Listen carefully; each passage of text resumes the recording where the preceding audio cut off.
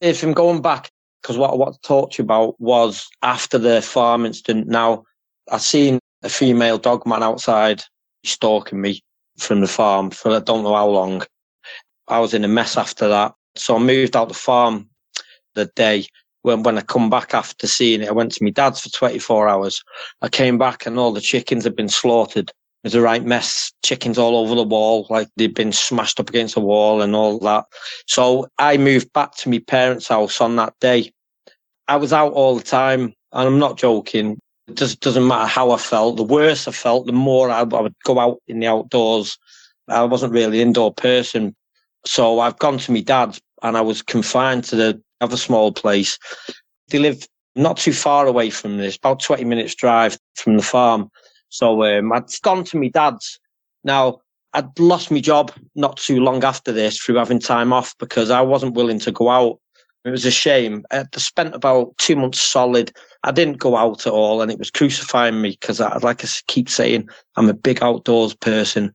And all of a sudden, I've had all this like whipped out of my life in the worst way. During this period at my parents' house, I'm used to my own company. I'd spent it trying to study, and I'd come across your episodes and all of the different types of avenues I could on what I'd seen. Now, I knew what I'd seen. The only word they had was werewolf, but there's other terms that started to pop into me. It was crucifying me. I was feeling really poorly, too much time indoors. And soon as dark started to come, because my mum and dad live in a rural village. Now I've got so many thoughts going on with my mind. Where do we take this now? Because all I want to do is warn people. But at the same time, I didn't know how. It's like my dad, he's a big hiker. He's electric bikes, and he's off out all the time. And I wanted to tell him, don't go here, don't go there. Because as far as I was concerned, if that one thing were in Winsford, there's got to be more of them. Also, I must get that in. I had no knowledge on this, but at this point, no knowledge on the subject, didn't know what the word cryptid meant. I had no idea of anything of the subject. I had to sort of gain this. So it's got to about 3 months now, and I'm itching to go out. I need to go out. My best friend, who I didn't mention in the last episode, Danny Gresty, he's like a brother of mine. He's my right-hand man in this. He does his own thing where he lives. He's got God knows how much going on activity. I mean, fingers crossed I could get him to talk to you one day. He's quite a quiet lad, Danny is, but Danny has no clue. He's also my camping partner. He's like, wherever I go, he's with me. And so I've not told Danny that about anything. All I said was I was in a mess. He came to see me a few times on the farm to visit me on the build up to this, but up to this point, I've kept it to myself. So that's the 3 month marks coming. I remember it's being specifically 3 months to the day when I seen that female dogman. It was coming up to a weekend, and Danny was really getting on my back about getting out, and he's always looking out for me, and he knew something was up with me, and he's trying to get me sort of motivation back. And I thought about it, and I thought, if I carry on going, I'm going to make such a hole for myself. I'm never going to go out again. And I know it's only 20 minutes away. Now, where me and Danny wanted to go camping was where we've been before. You're not meant to go into this woods for some reason. People don't like you going in there. They have the type of security that goes round, and they pull you straight off because there's lakes on there. People get caught fishing. It's very private. And in fact, now they've fenced it all off so people can't get in for some reason, but I'll get to that in a bit. It's come to the point where I gave in, and I said to Danny, I said, do you know what? I will come. I chanced it. I was going to chance it. I didn't know what I was going to be like. I felt a lot better than I have been, but I needed to be outside. So I said to myself, I'm going to start introducing going out camping back into my life bit by bit. Because like I said, Cheshire is full of countryside.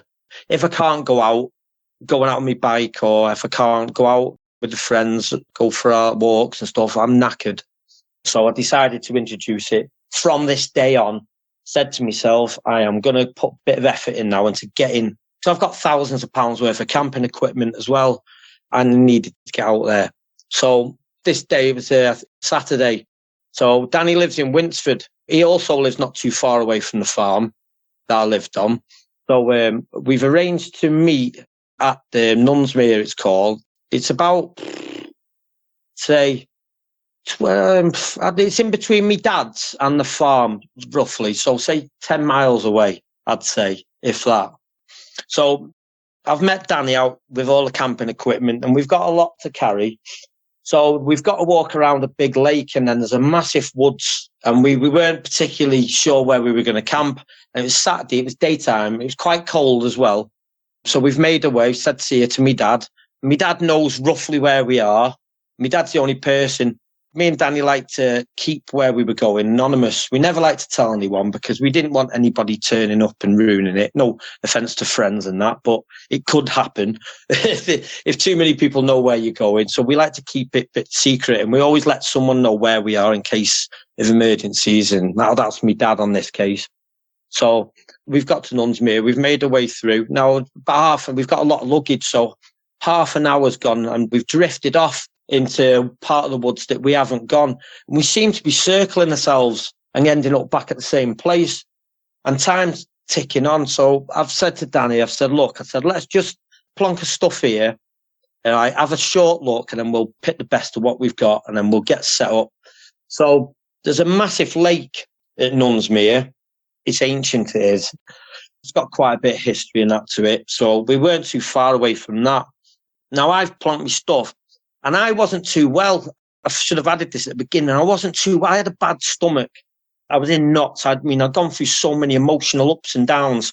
There's something up with my stomach that was really hurting me. I can't explain the pain that I was suffering at this time. So it was putting me off doing anything, but I've gone, and it slowly started to ruin my day, this stomach pain that I was getting. So I've said to Danny, I'm going to plonk my stuff here. And I was plonked next to a bush, and there's quite a scary bit, which I'll tell you about in a minute, about this bush. So there's a massive bush next to me. Danny's about 10 yards to me right. We've got a massive lake in front of us, and it's pretty cold, and we set the tent up.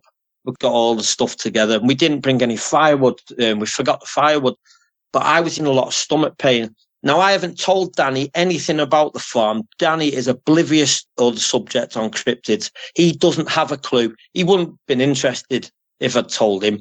I haven't told a soul. I've harboured this all this time, and it shows the way I am. My personality's changed a bit. I'm still really nervous, and I'm out for the first time. I had no idea how nighttime was going to be. We haven't got a location where we could tell anyone we were. And not to mention that the signals on our phones were absolutely terrible. So all these warning signs that you get when you get into your camping, you make sure none of these are part of your camping night after they've failed you once. So as we've camped up, all I want to do is get in my sleeping bag, and I've got stomach ache. And so I'm in my tent for most of the evening, and then it starts getting a bit darker. And Danny's collecting firewood, and this wood that he was collecting was burning quickly. And I'm not contributing. Now, it must have been about 10 p.m. And Danny, the day's gone so quick. I was just sat in my tent, I was just not feeling the vibe. I was rarely getting out of my tent because I didn't want to, as it was getting darker, I just thought if I stay in my tent, I won't unnerve myself. So Danny was about 20, 30 yards away. Bless him, he was collecting wood all night. Now, I've not noticed, but he must have been a bit irritated. Now, I'm not well, by the way, in the tent, so I popped my head out to have a look at him, and he looked quite annoyed that I wasn't contributing to collecting wood. So I've gone back in the tent, and I thought, I just didn't want to get out because it was dark now. The moon was shining through, so I've left him to it. So as time's gone on, so it must have got before midnight, say roughly around 11 o'clock, I've got out of the tent again. I've hardly communicated with Danny. All we did was listen to some music and have the odd talk like we do, but I wasn't really getting involved. So I've got out my tent now. I've noticed Danny was concentrating on, we've got a bush line behind us about 20, 30 yards away, right, of a group of trees. I wasn't feeling no vibe, nothing. I wasn't getting no bad feelings, nothing at all. But Danny looked like something, his whole demeanour, the way he was, because then half an hour before that, he really looked annoyed. And I knew it's because I wasn't helping him with the firewood. Not in a bad way, he's a good lad, but he was getting frustrated. And he kept trying to motivate me. And didn't have it in me. So I've got to 10, I've looked at him and he's concentrating and he's shining his lights on this bush line that was just behind us. So I've got out and I've walked over slowly to him, and I could tell as I got closer to him, the look on his face. I've seen that with me, and I knew he was seeing something. All me insides just started to clench up, and I just thought maybe I've made a massive mistake, because I started to get a horrible feeling around me again. And I don't know whether it was me bringing it on or the nerves kicking in, but I felt exactly like the build up towards when seeing the last Dogman. It was like a weird feeling in the atmosphere. And then I've noticed there's no noise in the woods at all. No birds. We're by a lake. There's no birds in the lake. Nothing. Complete silent. And when I say silent, it's not your normal silent. It's a peculiar silent. I can't explain it. So I've walked over slowly to Danny. Danny's obviously spotted something in the trees. So I've said to Danny, and as soon as he turned around to speak to me, he was stuttering and everything, couldn't get his words out, and my heart sunk. I already knew what he was going to say before he said it. He said, I've seen something in the trees over there. And so I said, what did you see, Danny? He said, just describe what you're seeing. And he started laughing as if I wasn't going to believe him. So, I've started to look over. I wasn't going to shine my torch over. I'm not interested at this point. Danny's saying, just over there at the bottom left side of the bush. And he starts laughing, and he said, I've seen a massive dog. He said, and it's been staring at me for ages. I said, how long has it been looking at you? He said, it's been looking at me now for over an hour. I said, why didn't you come and tell me? Now I'm choking now. My body wasn't willing to operate. It's like slow fear just started to hit me. So I said, why didn't you tell me? He said, I just left you to it. He said, I didn't think you were feeling very well. Well, so I wasn't. I said, yeah, but you should have come and told me. And he goes, you know what the funny thing is, Dave? He goes, it's not took its eyes off me. He says, and it's been about an hour now. So I'm saying, all right, so we'll come over to the tent. Now, I got Danny to come over, and he's looking over his shoulder. So I said, go on, what's it look like? He said, and it's black as the ace of spades. And he said, and it was on its floor. He said, I'm not joking. This is his words. He said, the head was massive, Dave. He says, but what he couldn't understand is how it's pinned itself to the floor so flat. He said, I'm not joking. He said, you cannot work. I couldn't work it out. He says, that's what was confusing me. He says, whatever it was massive, but he said, it's flat to the floor. He said, and it just looked like it had flattened itself to the floor like a piece of paper. It's just the way he described it. And I knew then from stuff that I've read, that some animals can do that when they're getting close to things, stalking. They can flatten themselves. This is all stuff I'd watched and read on the build-up to going out now. Now, all this stuff's racing through in my mind now. Everything's come back to me. So I've said to Danny, I'm going to have to go have a look. I said, will you take me over? Now, this bush line's behind us 20 to 30 yards away, where there's not a noise. It's so eerie. Now I've noticed it. It just won't leave us alone. It's weird. It is. It's like, it's so in your face, the silence, that something's not right. Everything else has decided to be quiet and go away, apart from us. If that's not a warning sign, I don't know what is. So we've gone over slowly, and he's shining the torch, and he says, it's not there. It's not there. He said, it was right there. So I'm shining. I've got my torch. I'm shining along all the trees looking. I didn't really want to, but I said to Danny, I says, I can't see nothing either. He says, it was there, Dave, just there. So I've tried to calm him down, because he was getting a bit irritated with it, because he must have had the impression before that I don't believe him or something. And I do believe him. So he's pointing down at this bottom of this bush. I couldn't see a thing, couldn't see nothing. I felt horrible. I felt eerie. So I said to Danny, I says, well, tell you what, because it was getting cold. I says, why don't we just go back to the tents? I said, let the fire die out. Because we often go camping when it's cold and rainy and just chill out. So I said, we'll call it one of them nights. Because we did have fishing rods with us. So I said to him, I wasn't feeling. I just wanted him to get in the tent, because Danny's a roamer. Danny will roam off into the woods on his own. He's unfazed. Even with the things that he's witnessed and seen, he'll go off. He's more of a communicator, Danny is. I'm more common sense side of things. He's more of a communicator, more curious with things. So he will wander, and he won't take any, don't go without me type of thing. He'll just go off. So I just wanted him to settle and, get into his tent, and he'll often go sleep before me because I'm usually up quite a lot. But bear in mind, he hasn't got an inkling of what I'm harbouring. So we've got in the tents. Now I've got flap at the back of my tent and I've lifted it up and I've got in my tent. Danny's got in his tent and we're talking to each other. And he just says, I can't understand. He says, it was just staring at me. He said, it wasn't moving. It said I could see its eyes. He said, and it was just gawping at me. Dave, he said, it was freaking me out. He said, and I didn't want to get you out the tent. He says, but he said, I couldn't take my eyes off it. He said, it was just staring straight through me. And I had my heart sunk. So I didn't know what to say to him. So, it must have been approaching midnight now. And Danny's settled down a bit. And we put some stories on the phone as we do. And he's gone, I could hear him sort of getting into a sleep. I was relieved then. Now I'm more alert now. I knew something like this would happen, but not on the level that we're going to get now. But I knew something was going to happen. Now I've looked at out the back of my tent and the moon's coming straight through the trees and it's lit up that whole bush line behind us. It's lit it up completely. Now on my phone, this is before we've got all equipment, by the way. Now on my phone, I've got like a night vision / night cam on my phone. And I was shaking like a leaf. I'm not embarrassed to say I was petrified because when I've had my phone through and the moon lit up the bush completely, apart from the bottom half of it.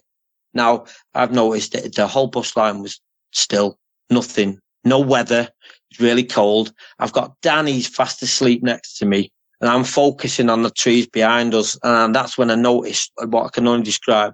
It was just another version of what I'd seen previously at the farm, but it was completely different animal. Right, this, what I seen wasn't what Danny seen. Danny seen something completely different. So there was obviously two of them. Now, what I seen was stood up on two legs. We've actually been back and measured the length of what I'd seen, and I'll come to that in a minute. So straight away, I seen it. It just appeared out of nowhere. I'm not joking. What wasn't there is now there. It's just boom. Right in my vision. I could see it as clear as daylight. The moon's lit it up. I can't explain the view that I had. It was unreal. I had my phone, I'm shaking, I've got both hands, and I didn't want to make a noise. Then all my fears have come in with how far are we? I couldn't pinpoint this location. We've got hardly no signal on the phone. As the night's gone on, the signal's got worse. It was awful. Everything that could go wrong was going wrong. Now, I didn't want to, Danny's a lovely hearted lad. I didn't want to introduce anything like this to him because I had no idea. I don't want to push him away as a friend. I also don't want him to experience anything like it because it can ruin you. Now, what I'm staring at is, I didn't know how tall the trees were next to it. It's leaning up against the tree. It's basically got its body hid behind a tree and its head's popping around. So say I'm looking, say I've got a tree in front of me, it's popping around the right side of the tree. So it's the left side to me where I'm looking at it. And it's staring straight at us. And it was exactly like one of them off the film Dog Soldiers. But it looked really, really scruffy. It looked really like it had been through the mill outdoors. It was frightening. It had a real long muzzle. It was black. Long, scruffy hair. I've seen other dogmen that they look well kept, well groomed, and sort of. This one looked really scraggy, like a long hair over its face, touching its muzzle. It just looked a mess, to be honest with you. That's the only way I can describe it. As frightening as it was, and it was tall. It was very tall. How tall? We had to find out on a later occasion. Now, I didn't know what to do myself, so I'm stuck in this position now. Danny's actually snoring his head off next to me, funnily enough. So I've kept, this thing did not move a muscle. So time's gone on. So I did not know what to do with myself. All I know is it's pitch black, left, right, in front. We can't go anyway. We've got one torch each. I mean, we're pretty ill stocked, to be honest, for the occasion. We didn't want to venture. The one thing I had read as well is when it's all right going off when you're startled in a group, but as soon as something startles you a bit more, everyone splits. And I thought, I don't want that happening. I don't want me and Danny going different ways. What can I do? So I thought I'd going to try and get a message, ring me dad up. I'm going to get me dad, because I was that panicking.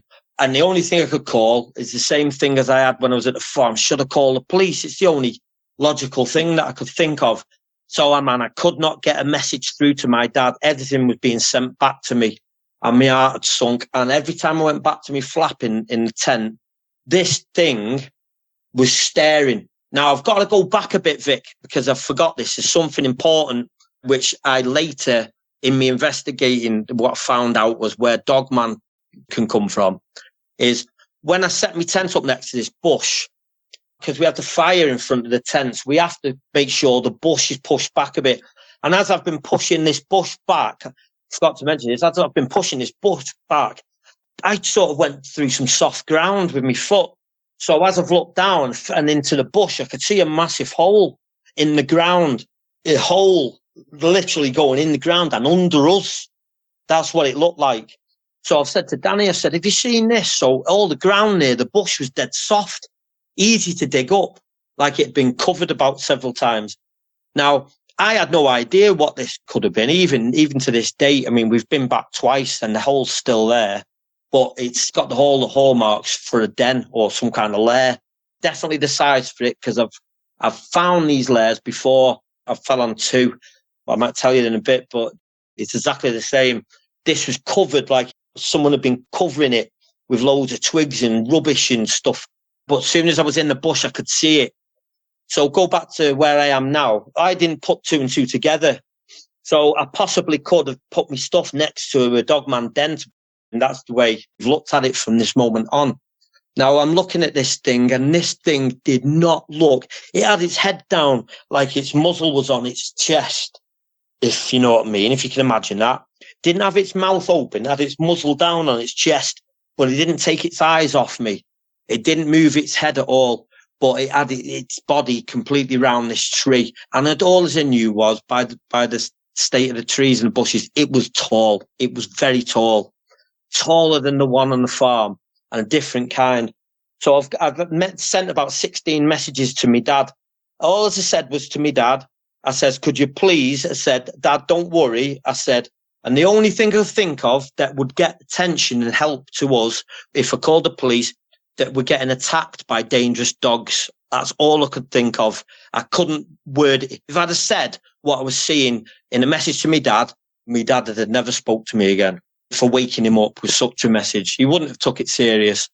So I said, we're getting attacked by dangerous dogs. Now, where we're camping, it's connected to all different types of trails and woods and forests. It's next to Delamere Forest, where we've had an encounter.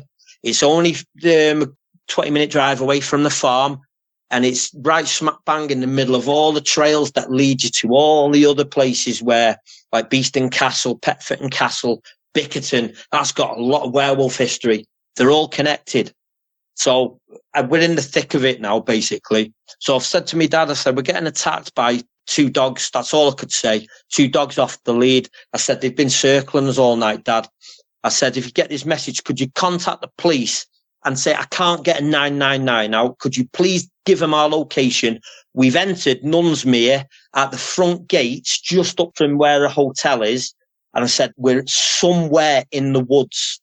I said, we're popped by a water source, we're one of the lakes. I says, could you please send the police out? I said, we're being attacked by these dogs. That's all I left my dad with a message, and I left it at that. Didn't have much battery left. I don't think it was when battery chargers had the devices you could take with you. I mean, going back a few years now. So we were pretty knackered. So this had gone on all night. I know every time I went to the back of the window, Danny was fast asleep. As long as he was fast asleep, I didn't know his reaction. And I'm mulling over what he had said, and I'm keeping my eye on this.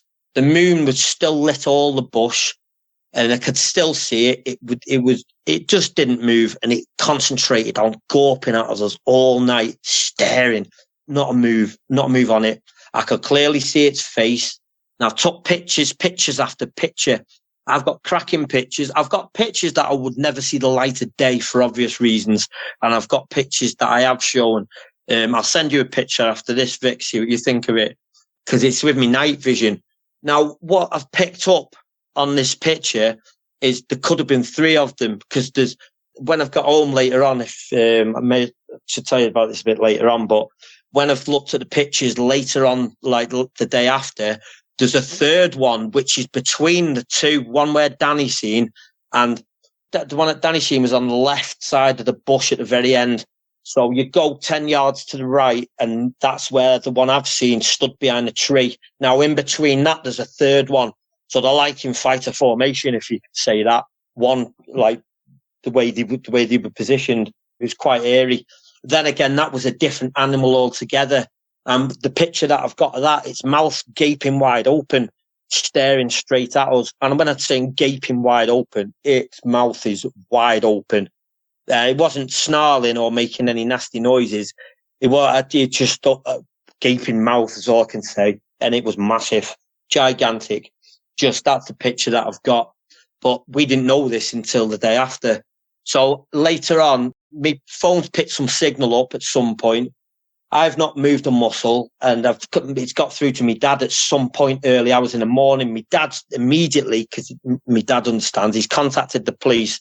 Now, the police have got a small whereabouts, but they were unwilling to come for us until the early hours of the morning because of the daylight. But they've set off. So the police have hit the woods somewhere around 5 a.m. Now, even at 5 a.m., this thing was still perched on by that tree. I didn't take my eyes off it. I could hardly move. I never got the horrific feelings that I got from the Dogman before that. But I was feeling sick as a dog. I felt weak. If I'd have put two and two together with this hole in the bush next to me tent, I'd have been freaked out even more because that's just unlucky. So it's still dark and it's going to start getting light about 6:30. So as light's going to start approaching, it's still pitch black and I've got my eyes on this. So I thought, if I'm going to do anything, I'm going to see it get off. I'm going to see it move.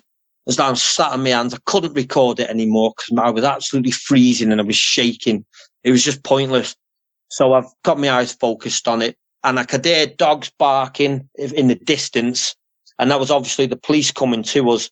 And I could hear whistles being blown. So I've woke Danny up. I haven't told Danny that the police are coming. I've just said to Danny, I've tried to wake him up. I couldn't wake him up. I wasn't going to get out of the tent. So it took me about 10, 15 minutes to get his attention. I've said, we've got to get up, Danny. He said, we've got to go. I said, I'll explain in a bit. So he's iffing and ahhing. So Danny slowly starts getting up.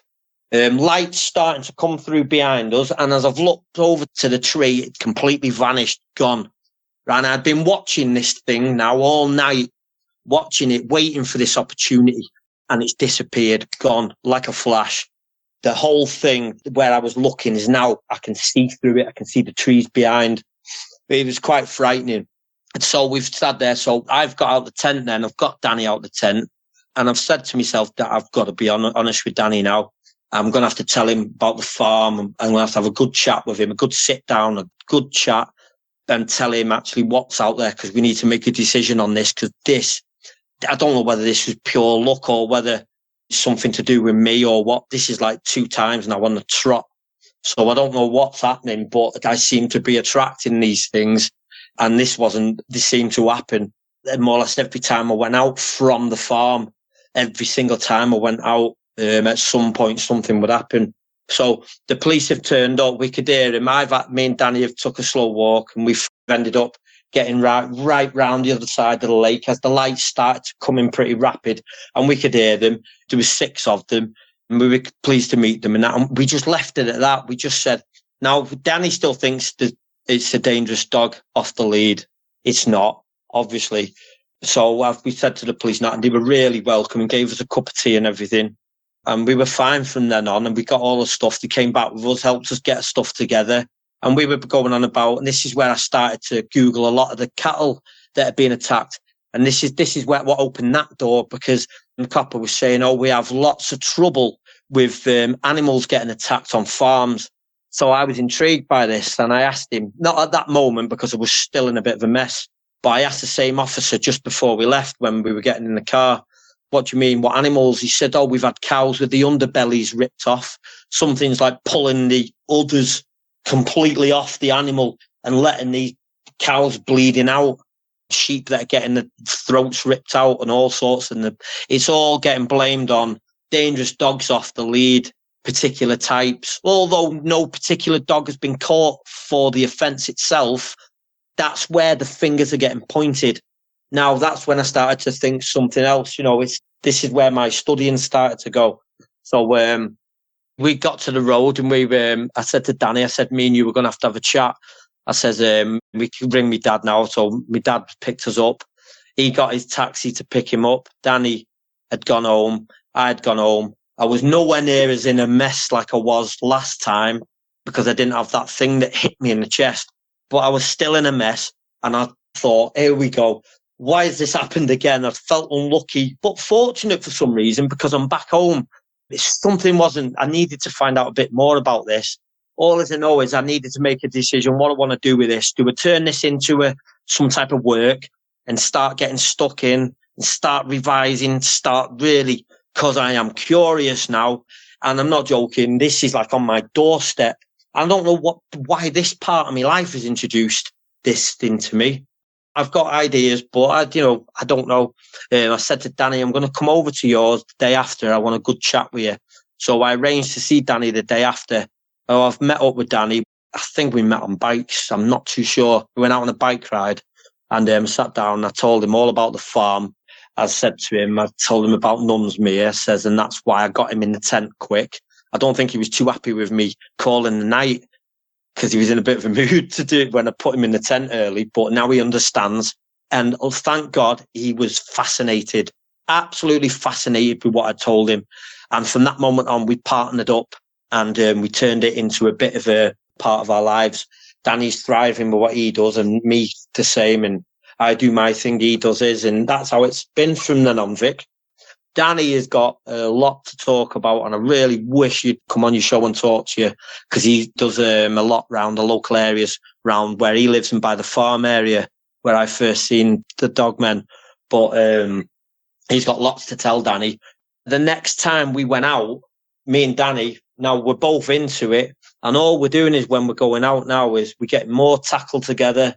We put your show on just to get us in the mood. The more shows we listen to, the more we're aware of. And that's how it's been from then on, mate. Yeah, see, talking about it now doesn't do it justice. Waiting for the police to come was the worst feeling ever. All as I know is when I got that message to me dad, my phone would hardly work. I've got this message to me dad, and I knew when it said received, I knew me dad would have called the police. So I had a great relief. Now, how the police got to us, they were hours after I sent the SOS out, but they did come. And funnily enough, they were well up for it as well. So they completely understood. But I was having them out there for other things. It was horrific. But on the last show, I described it so well, but I've gone the other way this time. But what I want people to know is the difference on when they hit you with that bolt of infrasound, whatever they call it, whatever it is they do to you. I've had it happen again, which I will tell you about if you want me to. The one in Yorkshire, exactly the same. There's a big difference on how you deal with the night, I'm telling you. And I didn't have that happen this time. This was more of a creepier approach to us. It was more of I don't know, it was like they wanted. Now, the more I think about it, I could have been camping right next to their home. But something said to me, they would try and get closer to us without us seeing them, if you know what I mean. That's the impression I got. But there was 3 different dogmen on that night. But from then on, me and Danny said to ourselves, right, you know what? We're going to start studying and we're going to go out there now and we're going to do our job and we're going to uncover this. This is on our doorstep. We don't know one person who's into what we're into. And me and Danny, we're like brothers, we are. We've just anything that we are interested in, we do it together and we do it well. So from that moment on, we didn't want to take it too serious because it'd scare us off. So we were sort of doing it from distance, if that makes any sense. And people go on about, why don't you pull a camera out? Why don't this? I can't answer for many people, but I tell you, I have been 20 foot away from that animal and I took over 100 pictures. And if you think my hand was still at any of them moments, you must be joking. I was shaking. It was like I'd been hit by a bolt of lightning. And I'm shaking and I'm trying to get me pictures. And I'm not trying to give myself any excuses. It's impossible. But I had the opportunity. And the first few pictures I got were corkers as far as I was concerned. But bearing in mind, I didn't have a really good phone. It's like when I go out now, for this Christmas, I've got some cracking technology now. I've bought a night vision and all. You can alter it for any weather, whether it's stormy, dark, pitch black, foggy, you name it. These lenses sort it out. And I can plug my phone into this device so I don't have to touch it. So that's going to bring out some good pictures this year. So what I'll do now is I'm going to jump ahead, possibly 5 years now. I'm going 5 years because I want to tell you about this one because it has a connection with the farm incident. Now, this is for anybody who lives in Yorkshire, because I know Yorkshire is absolutely riddled in Dogman, especially along the coast. Now, I have quite a few friends that live in different areas. Now, on this particular occasion, my friend and his girlfriend basically had gone through a bit of a bad divorce, and she'd met my friend and they wanted to move away. Now, they've chosen a village in Yorkshire. So they've moved out of Cheshire to Yorkshire and they've settled in a place called Loftus. It's a village right next to the coast. It's got a lot of history and all this stuff. It's at the top of Yorkshire. And funnily enough, it's right next to the moors. And they were renting a cottage out. Now, my mate Damon, he's been there for quite some time now. And he knows what I'm into. He knows my hobby and all this. And he's called me up this one day and he says, Dave, he said, you're going to have to get up here. I says, why? What's happened? He says, I've been talking to a farmer. Now, across from his house there's a farm, and his farmland stretches right out, fields after fields, and then it hits the coast. Now, what Damon didn't tell me was the cottage he was renting out at the back of his house, it's a 5-minute walk, and then you're actually on the moors itself, Yorkshire moors. That's one of the biggest hotspots for werewolf sightings in the UK, as far as I'm concerned. It's riddled. So I've said to Damon, what's going on? So when did you find out that something's going on there? He said, only today. He's been talking to a farmer across the way. And Damon's interested in the supernatural and all this stuff. And all along this road, there's like his old cottages, and along this lane, really old lane, and there's a farm. And he's been asking, there was a story that his neighbour said they keep seeing this massive black animal every now and again standing right at the end of the lane, and it disappears into fields. So he's been asking, when Damon speaks to people, he starts striking the conversation up, getting more information. And then he was going to gather enough and then tell me and invite me up. But this day he's been speaking to this farmer for the first time. And the farmer said, he says, I've been having lots of trouble. He says his sheep are getting attacked all the time. He said they're going missing. Because what started this conversation was this farmer, he's had a shed broken into and some of his equipment was nicked. Some of his bicycles had gone. So he stopped Damon. He's noticed Damon lives on the end of the row. And he said to Damon, bit of a warning for you, I've had my shed broken into. And that's how the conversation struck. So at the end of this conversation, he says, oh, by the way, he says, it's not only me bicycles and some farm equipment that have been nicked. I've had sheep gone missing. And that's how that's come about. He said he's had sheep dying just out the blue. He says he's had sheep that have been attacked by animals. So Damon's took all this info on in the sheep that have gone missing, and he's run me up. So I said, right, I'm coming up. So I've got my stuff together. Didn't take me long to get packed. I was up on the train, straight through to Yorkshire, got to Middlesbrough. We got taxi over to Loftus. Very quiet, eerie village it is. Got to Damon's. Damon's got a massive field at the back of his house and a farm and another farm, and then it hits the road, a couple of fields, and then the Yorkshire moors is right there. So this farm in front of it, there's like a lane that cuts through the middle of it. It goes, I'd say, 400 yards down on a steep embankment. It goes right down to the seaside itself. So what we said was, Damon told me all the story about it, what the farmer said. I didn't really need to know much, right? So I had my phone and everything, I had a camera. I was going to go down, and what the plan, I was there for a few days, and I was going to set up shop, and we were going to go out for a walk at night. So about 11:30, midnight come, and we went for a walk down the lane. Now we've gone down for a walk. There's animals either side of us. Now we've got halfway down the lane, and I got hit in the face with this ungodly smell of urine. I'm not joking. It was the most disgusting smell I've ever smelt in my life. Absolutely I had to peg my nose and shut my mouth. You couldn't breathe. It was that. And it come out the blue. Straight away, I knew what it was. I wasn't going to muck about. Now, I said to Damon, and I'm not going to get into conversation with Damon. I says, you know what, mate? I says, I think we should turn back. Then he looked a bit sheepish himself, like he was onto something. He says, yeah, come on then. He says, I think we should. He goes, we can always come tomorrow. So he's like sprinting ahead of me, walking fast. And he's a big lad. He's like 6'5". And he's ahead of me. Now, I can't get a full breath. Every time I took a breath in, it was stinging my nose. So, and I'm not joking, it stunk. I've smelt this smell a few times, right at the wrong time and the wrong place. So as we've got to the top of the road, I've got into Damon's, and the more we were getting closer to Damon's, I had this really, really eager urge to sprint. So I've caught up to Damon, and I've gone, I didn't feel right down there. He says, no, I didn't. He says, I felt sick. I said, did you smell that? He didn't even notice the smell. He said he just felt sick as a dog. So we've got into his house, sat in the front room. Now, this is the worst bit, because we sat down with the curtains open, and I was so intrigued. I wanted to get out there, but I knew it was time to get indoors. I wanted to investigate, but I've got to do it from Damon's cottage. So I said, do you mind if I stay downstairs? And he says, no, mate. He said, look, he said, I'm not feeling too well. He says, I've got an awful stomach. He says, I'm going to go upstairs. He said, do you mind? I said, no, mate. I said, I'll just chill out down here, make a cup of hot chocolate. So Damon's gone to bed. 10 minutes, 15 minutes, right? And I was sat down in the front room. Now I'm sat down looking at the hedgerow across. Now, I've never told anyone this. This is the first, I don't even think I've told Damon. I'm sat down, and all I heard was this massive blast.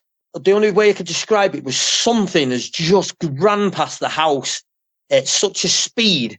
It's left a smacking noise on anything that rattled outside the house. That's all I can describe it. If there was anything loose on the house, like objects, like butterfly, the hanging butterflies or the hanging baskets, whatever's gone past has knocked them with its blast. It just boom, straight past. And the noise it made, it was like a sonic boom type. That's all I can describe it. It was boom, boom, and it shot past. And I'm not joking. All the chimes were going ding, ding, ding outside. The baskets were, whatever had gone past was massive. So, and that's gone and shot down the lane. So that straight away, I'm thinking that it was no vehicle, put it that way. And whatever it was on the road. I wish I could do it justice, Vic. I wish I could get that noise that it made. But can you imagine an object, a large object that is going at such a speed, it rattles everything round you. Like, boom, and it'd take your breath away if you were outside. Boom, and you wouldn't be able to see it. It would be such a blur. Boom. That's what it was, like a bullet. And he's gone past.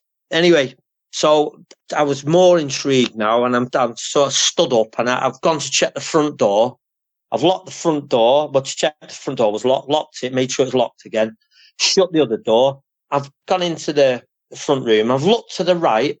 The hedge is flat, and it's 6 foot high. So I've got a gap of 15 to 20 yards. And then I've got the hedge, and then the farmer's grounds and the fields and path that we had just come up. So this hedge is like 6 foot high. So I've had a look up and down, such an eerie place.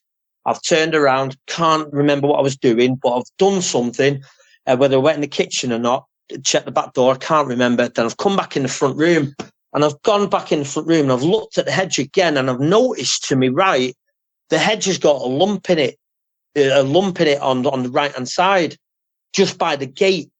So I've had a closer look, and Vic, I'm not joking, it was I straight away, I knew what type of Dogman it was, and I knew.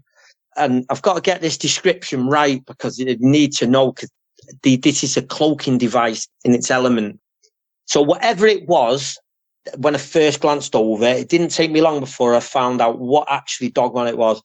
It was just had its head over the hedge, staring straight at me, again like the farm. It was only when I clocked the facial features, and the moment I realised what it was, I was hit with that same thing again that hit me on the farm. It was like a bolt of lightning straight in the chest, straight in my heart, wallop, and it smacked me. I looked at its face, and it's so creepy. Its face was it looked like it was made of leaves. I could see its eyes, I could see its snout, and I could see its eyes.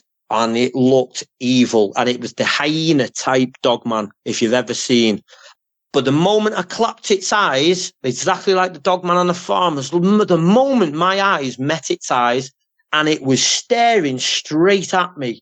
So it's obviously caught onto us on that walk, and then it's followed us back to Damon's, and it's been perched outside watching us. That's how it was. And it was staring straight at me. I was hit in the chest. Straight away, I was back to square one. This hasn't happened since the farm. Straight away, I was pushed back. I hit the banister. I was curled over, like in a fetal position, but stood up, and I couldn't straighten myself up. My heart was going. I could hear the. I'm not joking. That's what my heart sounded like. I could hear squelching in my chest. It was tightening up the valves, the squelch. It was horrific. That was a cracking example, by the way. I've hit the floor, sort of on my back now, and I'm just praying to God, I don't have a heart attack again. I can't believe. Whenever all my fears come, like, why am I doing this? Why am I here? After the first encounter I had, why am I doing this to myself? All your negatives come up, everything you ignore. And I'm on the floor in the same position, and I'm thinking, I ain't going to make this. This is horrendous. This has got me. And all my legs were going into such a state of panic. All my fingers in me legs started to like contort, sort of bend and like snap. It's like you imagine the worst panic attack a person could have, where your body just starts to fold in. It was like that, but with the feeling I was having a heart attack. And all I wanted to do was stand up. And I wanted to get upstairs in there because I thought that thing outside was one of the evilest things that I've ever clapped eyes on in my life. If you go on about the incident in the farm, the way that one looked and the way that was looking at me, this is nothing. This is well worse. This is the worst. The evil look and its eyes, and they were I could see its eyeballs, and it was slightly shut. But it blended itself in with the bush. Whatever the bush in front of it, it was actually exactly like that. So this morphing technique that they have. So it's like if it was standing next to a shed, a normal shed, it would actually look like it's part of the shed, but you'd be able to see its features. And I could see its features. I could see its eyes, and I could see it staring straight at me. And I was on my back after that, Vic.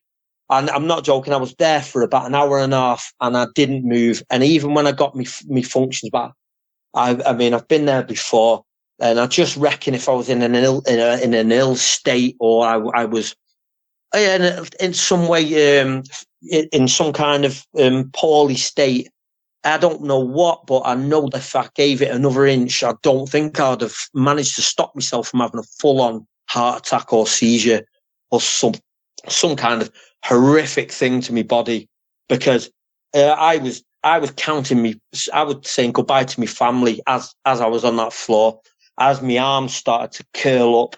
Never experienced this on the first time, but my hands were basically snapping. They were folding back on me. It was apparently it's severe panic attack as well. It's what happens in severe panic attack. But oh God, I was in a mess. And so as the mornings come, same again. I've not told Damon, because these are things you can't really express to anybody. And I didn't want to really rock my boat, because I just got whatever it's done to me, it's hit my nervous system. And my nervous system is, I'm not joking, if it took another knock, it's going to shut me down. I would have complete and utter shutdown. My body wouldn't be able to handle it. And they're joking whether it would be a noise, even if someone helped me up, I reckon that would be enough to finish me off. I just had to stay in this fetal position, and that my body's put me in for survival. That's all I can say. It was like a survival position. Oh, it's horrific. So as the mornings come, I've got the curtains were open as well. And after hearing the thing, and then I put two and two together, I knew whatever it was had ran past earlier on, straight past the house. And whatever it was that big, it made enough wind, enough pressure as it was steaming through the village. It's gone and knocked all the dangly things outside, the charms and stuff, everything. It went ding, dinging, and oh, it's so creepy. It was eerie, so eerie. So as the mornings come, I'd already packed my bags. I thought, I'm into the subject, but I'm not into it that much. I'm packing my bags and I'm going home. It's all right looking for these things and being into it, but say I have a method and the way I go about it. I'm not a person that sort of the boots on the ground and they'll go deep into woods. I'm not, especially at night. I'm not like that. What I do is, the way I go about things is, in which I do things better now, is I'll find a location or I'll speak to somebody or I'll get knowledge of where the werewolf sightings or dogman sightings are. And then I'll locate a bed and breakfast or a hotel, hopefully right on the land where this beast has been seen. And then I'll organise a weekend in the hotel and I'll set up like a surveillance post in the bedroom. I'll always get the rooms facing the fields. I'll go out in the day and I'll have a walk. But at night time, I'm set up for that area all around there. And then fingers crossed, that's how I do things anyway. But it's very rarely that I'll branch out, especially as nighttime falls, because every single time I have gone out, something's come to me. And I always put that down to it's switched on. They know who and what you are, because whatever it was, I smelt it halfway down that field. And it was disgusting. I've smelt that smell quite a few times before. The urine smell is so potent and it's mixed in with a sickly. I've smelt the same smell when I got some reports off a friend, and there's a place near Windsor. This is not too long after the farm and after the encounter where we called the police. I made a lot of friends, and I found out there was a lot of female dogman sightings outside of Winsford, about half an hour away near a motorway. The female dogman's been seen jumping in and out of traffic and jumping over hedges. So I've put what I've learned together, and I found out that it's quite common that the long stretches of motorway and dual carriageways, these animals are seen. Now, on this particular part of the M6, I got a bit cocky, so I booked into a hotel down the road. I booked in there and I got itchy feet and I thought I'd go for a walk. So I got my sat nav on my phone and I thought, so what I'm going to do is, I still do it every now and again. I'll cut through all the fields. I'll go the way as if I wanted to be an animal that was trying to avoid the public. Which ways would I go? So I tried to make my own pathways, and I was crossing over fields after fields. Stupidly, I hadn't took too much notice at the time. Time was sort of closing in on me. Now, I've got like an hour and a half before night sets in, and it sets in pretty rapid. I was enjoying myself too much. I hadn't found anything at this point, but I've gone off track and I've took a wrong turning. When I've decided to come home, I've took a wrong turning, and I knew that straight away because I wasn't seeing any of the signs that I'd seen on the way in. And I've gone, so there's an embankment, and I've tried to be smart and get a shortcut.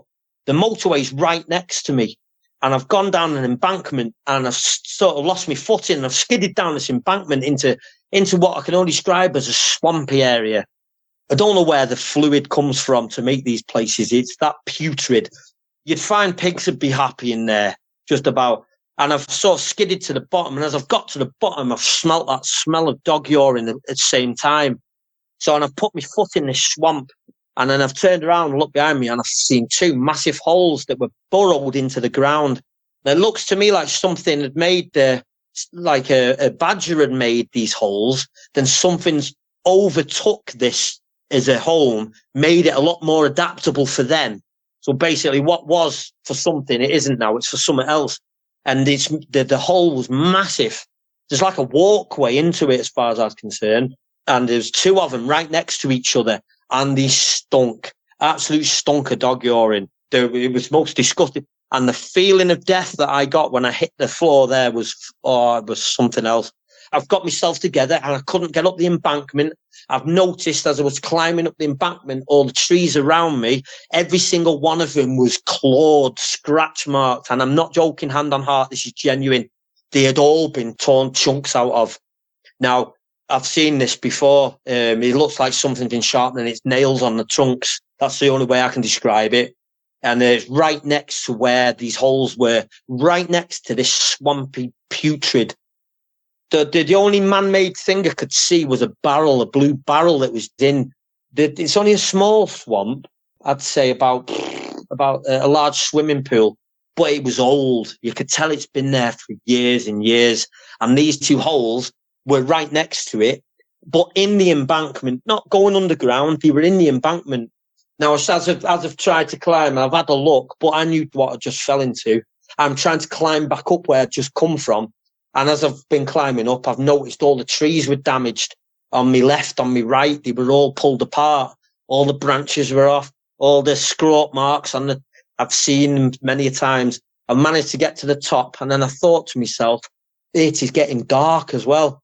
And I'm like an hour away from where I'm staying, and it's all fields. I need to get to a road. I've got my phone soaking wet. Couldn't get that working properly. So I've just started to belt it across this field, just hoping that I could see some farmland or something I can just jump on. The motorway's to me right, but there's a massive fence. So this place is right next to the motorway. If you were to pull over on the motorway, you go up the embankment, it's just there, right in plain view. And I've heard that quite a lot as well about Dogman. People have seen Dogman just hopping over the fences. I mean, they live, right in front of you in plain sight. Places that you wouldn't ever go, just like this one.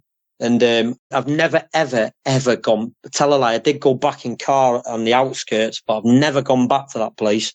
But I had an awful feeling that said to me, if I don't get out of there now, quick, and I'm counting on that I'm fit and healthy enough because my legs have gone to jelly, and I know that smell of dog urine it's the worst type of smell. You can't breathe. It's that disgusting, and it's mixed in with the surroundings, which is that putrid smell. Now, if I go back to the Yorkshire story where I smelt the urine, Damon felt sick because of the putrid, swampy smell that he could pick up. I couldn't smell that. I could just smell the dog urine. He said as he's gone down, he thought it was something to do with the cows. He says, but as he's got down, every breath he's took of this horrible smell, and that's exactly what I was smelling now. It's like a dirty, swampy where they live. That's all I can describe it as. But that was pretty horrific, Vic. Yeah. Oh, God, it was awful, it was. The thing is, and I would never tell anybody the location. I've mentioned it in conversation, but I'll never tell anybody where these holes are in the ground because I wouldn't want anybody to doubt me and go, and I wouldn't want anybody to be enthusiastic and go, because that is a grade A Dogman den, no matter what. And I will never forget it. I've heard of people say many a times that they often see these dogmen next to swampy areas, and I fully back that up. If there's an area off track that's got swampy area, and I'm not talking water, I'm talking thick, like mucusy, crap, putrid type of area, these dogmen seem to love it for some reason, and they won't be too far away, their homes. Yeah.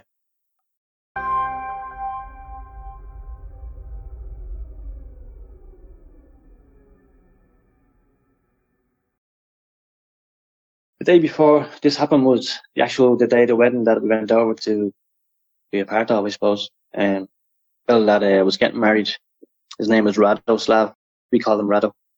And it was his hometown. And over there, you needed to be driving because, as I said, it's such an out-of-way place. We needed wheels to get around. So, of course, I put my hand up and I hired the car because I was the only one with a sufficient European license.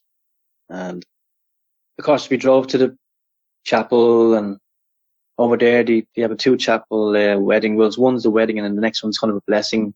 Like the mother and the father of the bride have to be involved in the first. It's not like conventional weddings. So after the wedding, we went back to the hotel that was doing the food and did a bit of a shindig. Everyone was partying, good time and everything else. But I had the car with me, so I decided not to drink. If I was going to have a drink, I'd have to leave the car there, and I didn't fancy leaving the car somewhere where I wasn't really sure of in case, because I wasn't being paid through the nose for insurance if any damage happened to it. So at the end of the night, I decided to say, okay, I'll have 2 beers. I was just sitting there watching everyone drinking was just killing me. So I had a lot of food. I had 2 beers, and I had another beer, and another beer. So I had 4 beers altogether because I know exactly how many I had. But over there, it's called a wheat beer. It's like a cloudy like a Budweiser wick, but you can't see through it. It's really cloudy, and it's really it gives you an awful headache, because the next morning I woke up, like, wasn't drunk or anything. I remember going home, left the car there, walked home. We were being put up in a little B&B, and the four of us went to the B&B, and I was the first one awake the next morning, and it was a beautiful morning, sun shining. We woke up to actual a rooster in the back garden, half crown, and decided to go for a stroll. Didn't want to be sitting there listening to three grown men snoring in the room, so I decided to get up and go out and see the place before we flew back home the next day. There wasn't much to see, let's be honest. It was only a small little village, but so I went for a stroll. And how old this place is, the roads are cobblestone, like the old cobbles that we'd have in old, say, 1800s London or something. It was cobblestones. You wouldn't see a car for 10 minutes, maybe more, and you see maybe one or two cars in the space of an hour. So I was walking, and I wasn't watching where I was walking. There's only one small little road that leaves the town, and the same road comes into it and goes out the far side. It was just the one road in and out of this small village. So I was walking for about maybe 20 minutes, half an hour. I couldn't get lost because there's only one road. You can just turn back around and go back the way you came. So I wasn't worried about that. And Beanie it reminded me of a real gothic Transylvanian movie. I know it's a cliche, but that's what it reminded me of. And it was sunny. It wasn't even dark out. That's how it looked in the sunshine. I was thinking to myself how it would look on a dark, wet day, but it was lovely at the same time. Really beautiful country. And this road started to get really, really bad, and it was just covered in dog poo, horse poo. A lot of people were using horse and carts. So I decided to go off the road to the left, and you could see walking trails into this small, looked like a forest at the very start. It looked like just like you'd see in a walking trail forest. So I took this trail, and it was well beaten, so it was well used. And there's a couple of other trails going different directions, but just some was going uphill. And you could see at the very top, well, before you actually start to walk, there's a little information. I don't know if you had them over in the States. It's like before you start the trail, there's an information, like a hard plastic, and there'd be a leaflet underneath it, laminated, and so you can read it. It tells you where the trail brings you, and there's a medieval castle on the grounds. But I thought the castle was on the very top of this hill, so I said, right, I'll try and find it. If not, I'll at least get out for a bit of fresh air and a walk. So I followed this trail, and it must have been around 10 minutes. It wasn't that far off the road. That's why I can't get over the audacity of this. It was just it wasn't even in the middle of nowhere. It was right off a little road where people come and go. So these things aren't afraid of human beings at all. So about 10 minutes go by, maybe. I'm not too sure how the time went, because I was just being myself and just walking. I wasn't looking at the watch or anything. I had no pressure. So walking along, and the trees start getting more denser. Like, there was just sporadic trees at the very start. But I noticed as I was going up the trail, I'd have to reroute my walk as a tree would be in my way, and step aside, keep walking, step aside. It wouldn't be a straight line. There was a lot more condensed trees coming on. And then I realised that the trail I was on was kind of worn away. There was no trail I was on now. So I was like, right, I'm definitely off the beaten path. But it was still, sun was coming through the trees. It was still nothing to bother me. I wasn't going to get lost. I don't think I'd get lost at all. It was nearly impossible to get lost. It's all uphill, just go downhill. And then in my peripheral vision, this is where I start. I might start losing my breath a little bit. This is where I start coming back. But in my peripheral vision, on my right hand side, I just saw a dark mass, not move or not fly across my line of sight. Just a dark mass. But I looked over, and it was just a large tree, just a really, really, really large tree, but it was really, really dark.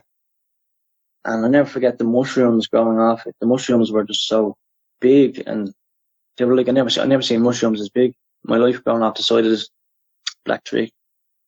but there was a bush coming off the, so it was like, what I think you call it in the States, a thicket. Is that what you call it? A thicket. It was like a bush coming off the tree as well. Like there was a tree and a bush about maybe 15 feet, 16 feet. But it wasn't berries. It was looked like thorns and brambles and all sorts of nasty stuff. So that kind of kept me on the trajectory that I was on, because I wasn't going to walk through that stuff. So I keep going in a straight line. So it kept moving up a few more steps, and it just something kept saying to me, there's something over there, have another look. Maybe my brain telling me, I don't know, but I looked over it and there was, again, nothing there. Just the dark tree. But I realised how old the forest had gone from the new baby trees that I walked in on at the very start of the trail. This stuff was really old. It was there was kind of moss growing off them, huge big trees, like really, you're talking 6 feet span in the width. That's huge for us in this country anyway. Kept walking another maybe 40 yards, 50 yards, and I thought I was seeing things. I looked over to my right hand side again, and I was probably parallel with the end of the thicket, the end of the bush, as I'd say over here. The bush ended, and this, how would I describe this? Head was just peeking around the side of a tree, and I looked once, and I looked back down again, and I looked again, and I wasn't there. I said to myself, am I seeing things, or did that just really happen? Then I started getting, my heart started really going, because I was really starting to freak myself out. And I said, no, you're just in an alien place. You don't know where you are. You don't know the name of the place. It's just your mind playing tricks. And as soon as I had a look down at my shoelaces I always look at my shoes when I'm walking. I don't know what it is. I always look down at my feet. I never look ahead. I never look up. I always look down at my feet where I'm putting my feet. And this place was so old, the roots were coming up through the ground and going back down into the ground. So that's one reason I was watching where I was going. No sooner I looked up again, and I looked over, and it was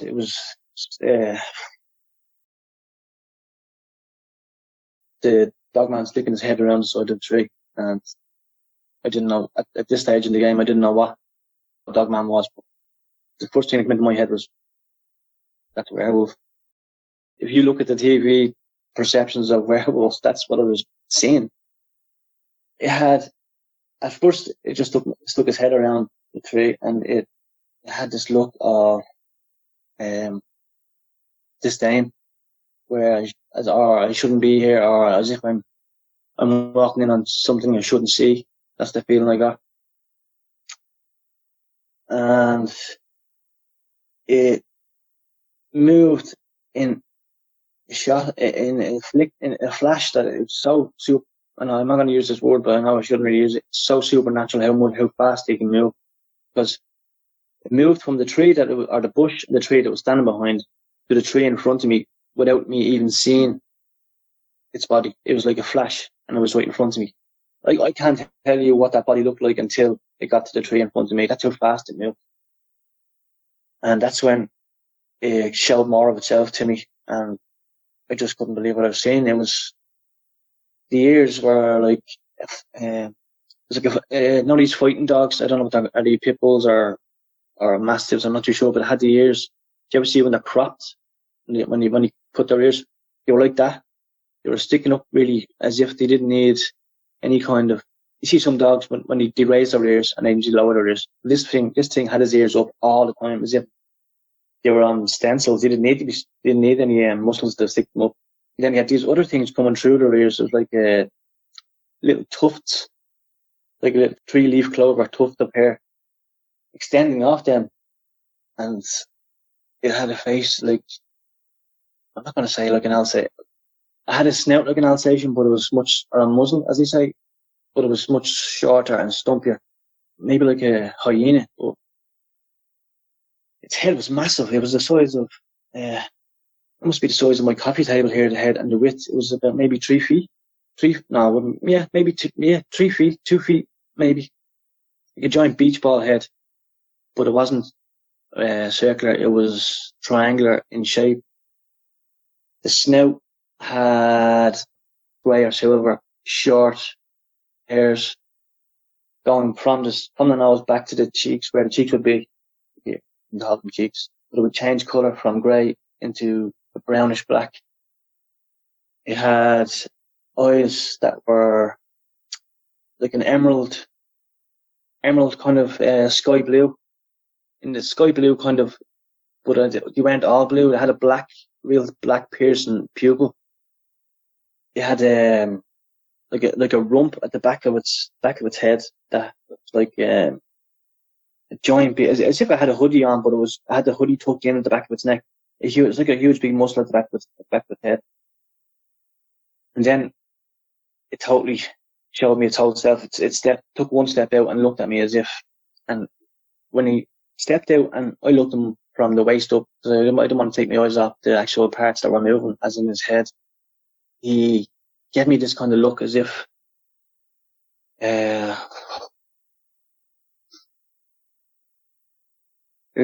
was like he smiled at me. I know it's a stupid thing to say. I don't know if animals can smile, but as if he was smiling at me and like, you messed up. That's the feeling I got. Messed up. Now I have to show you. I have to teach you a lesson. That was that kind of look he gave me. Really, really sinister, and the black pupils looking through me. But the worst was the width of his shoulders. It looked as if it was someone had drawn him on a piece of paper. It was comical how big he was, but he wasn't overwhelmingly. Sorry, I'm getting a bit. I'm starting to stammer a bit because I stammer when I get nervous.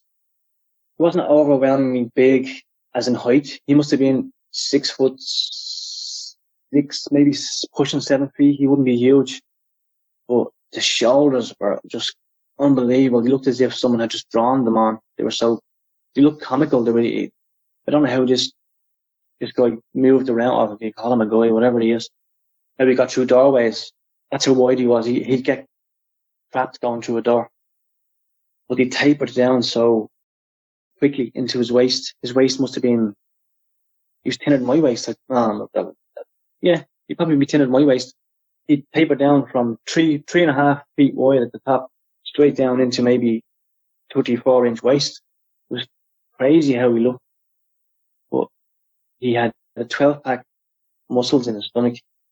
But uniform hair, maybe 1.5, 2 inches, black, coming in from his ribs, coming in at an angle and meeting in the middle of his chest, like you see some men, and going down in a uniform line into where we have our belly button.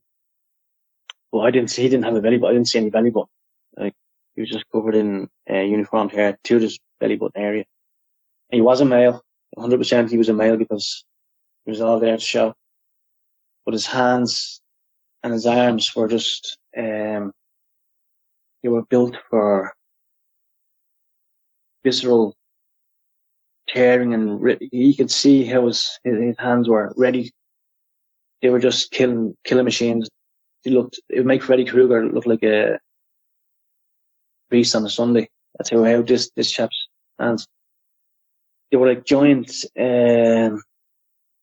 raccoon hands, but they had these massive black, filthy, gone off yellow nails, claws. Yeah, more like claws at the ends of them. But they were just all broken and chipped. But they were like, you could see that they were taking an awful lot of damage to them, and they're still able to do the business. He was just standing there, and this smile he gave me was just, and the teeth were like, they were so white and sharp. It looked as if I thought someone must have filed down his teeth in some sort of workroom, like an engineer filed his teeth and had them all picture perfect. And they were so white, they looked silver to me. They looked as if they were silver. This is all in the space of, I don't know how many seconds I saw him for, but that part was bad enough. But when he had one arm around the tree, leaning out and showing me his left on the right hand side of me. He was showing me his left. Then when he totally came out and stood by the tree, that's when I just lost it. That's when I remember looking up. I said, how's he gone so big in my own head? But I didn't realise that I'd fallen down on my backside in front of him. I don't know how, it must have been when he stood out, I stepped back, ended up on my rear end. And that's when he put his so-called foot, I'd call it a dog's foot. It was like a man's foot, but it was elongated. The nearest thing I see this is another cliche. The nearest thing I saw to it that resembles to it was the transformation on the 80s movie American Werewolf in London. If you see his foot when he's changing in that girl's house when he was staying overnight, that is what he had for feet. But it looked as if only the front part of his foot actually hit the ground. He stood on his toes and maybe a couple of pads, and then the rest of his foot was elevated. But it wasn't, it was just hovering above the ground, maybe on 3 or 4 inches above. And maybe 2-inch claws. I only saw 4 digits on his foot. I only saw this foot up close because the reason why I remember it is when this is the part that I had trouble dealing with is he put his foot on top of my foot. Well, his toe was touching my toe more or less. He was looming over me, standing over me with those dog legs. It wasn't men's legs. It was the hocks, as we call them over here. He had dog hocks, the reverse dog, and I said, how is this even real? How is this even happen? I thought it was in a dream or so. I thought this is it. I'm dead man. He's gonna do what he does because Gumboy looks down claws. He's been doing it already. He loomed over me and I don't know what he was doing, but he looked to me as if he was smiling. Dogs don't smile. This looked to me as if it was more dog than man, more animal than man, because the only thing that really was man about it was his torso, his build. He was standing on two feet, two feet, yeah, two very heavy clawed feet, and he was looming over me, and he must have been about 4.5 feet away from me body wise, but his foot was out forward as if to pin my foot to where it was, or maybe to stop me from trying to get it. But he never had room to go, but don't even looking, he was just jellified dog. Yeah. My heart started racing so much I couldn't catch a breath. It was like reliving the whole thing again. But and this is only 15 minutes away from a road. So this is not in the middle of nowhere. It's in the middle of nowhere, but there's still civilization. There's still a lot going on around the area. Just how brazen these things are, and it's only recently now I've learned that. I thought mine was just a one-off, but yeah, he was looming over me, and I thought this is where I die. And I was kind of saying to myself, look, I don't care if I don't mind if I don't feel anything. I just don't want to be torn to pieces and be able to feel every blow or rip or whatever. And he looked down on me because I was looking up. He looked down on me as if he was enjoying it, as if he was getting pleasure from what he was doing to me. And I was saying to myself, how is this even? No one's going to know this is real. I'll never be found. No one's going to put together that this animal came out of nowhere and took me or killed me, or they're just going to find me in pieces all over this forest. That's the one thing I thought of was my family, and how am I going to get back from this country in pieces? And it's just strange things flash through your head when these situations.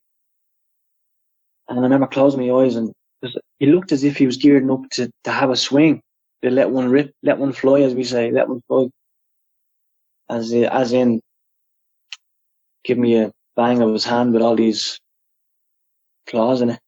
And I closed my eyes, waiting for that blow, waiting for the bang, waiting for some sort of the smell of it's just when I closed my eyes there, I could smell. It was like hot breath, but it wasn't like hot breath that you. It was like a horse's hot breath. If you ever smelled it, it was like a sweet barley kind of smell. And I'm not too sure if that was his breath or that was an odor coming off him, because it was very pungent when the encounter happened, and it was gone as soon as it was over. So I'm not too sure of it, if I can accustom that to him. I remember closing my eyes, waiting for the blow to come. This is it, and nothing for about 5-6 seconds. I opened my eye, I looked, and he was 2, maybe 3 trees back, still looking at me, but he had retreated back to another tree behind that. And I took my chances. I did, jumped up on my feet, but I didn't take my eyes off him. Now, the hill I was going down was very steep, nearly impossible to walk backwards down it, but I kind of crawled down it, kept my eye on him, and he was doing the same. He was keeping an eye on me, and retreat. And after about maybe 20 meters, 30 meters of a gap, I turned and I just booked it as quick as I could down to the road. It didn't take me that long because it wasn't that far away from the road. So I can't understand. These things have no barriers. They've no, oh, I'll wait till I get somebody in the middle of the forest. And no, these things don't have, they just, when they want to, they can do whatever they want. And I don't think anyone can do anything to stop them, because it was only, as I said, 15 minutes walk from the main little road into a small village. Although not being used that much, the road, it's still civilization and buildings and goings on, people coming and going. But yeah, that was more or less it. And coming back then, the 3 boys were still asleep, and I was crying. I didn't know what to be doing with myself. Just as well it was Saturday morning and nobody was out. I was saying, "Who's this crazy man walking around crying?" I got straight back to the B&B, sat in the lobby, and just didn't know what to do. It must have been a few hours before I even snapped out of it. One of the boys came down from the room. Brian, he says to me, he said, "Are you only getting home now?" I said, "No," because he was pretty drunk the night before.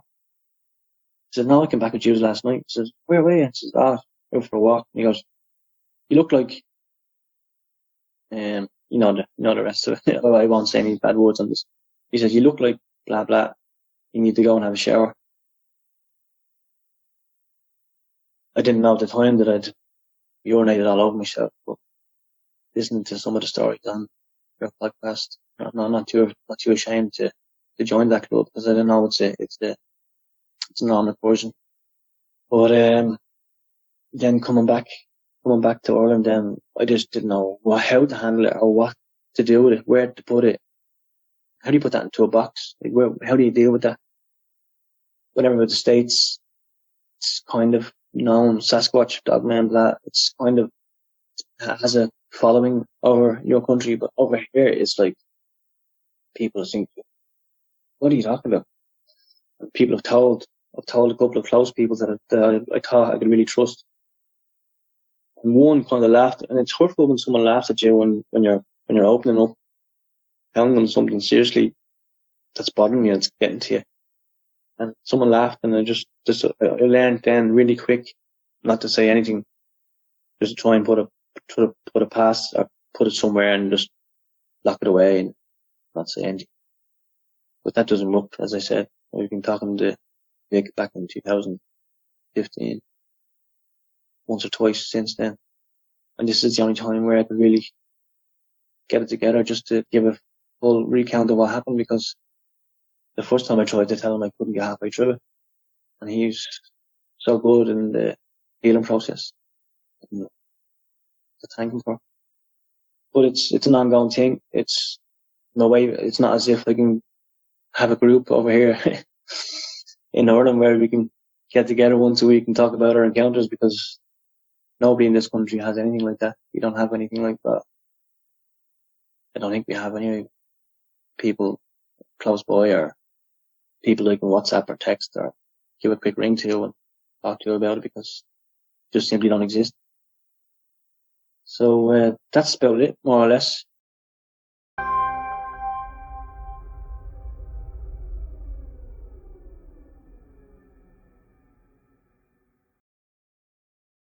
My first encounter was about 12 years ago.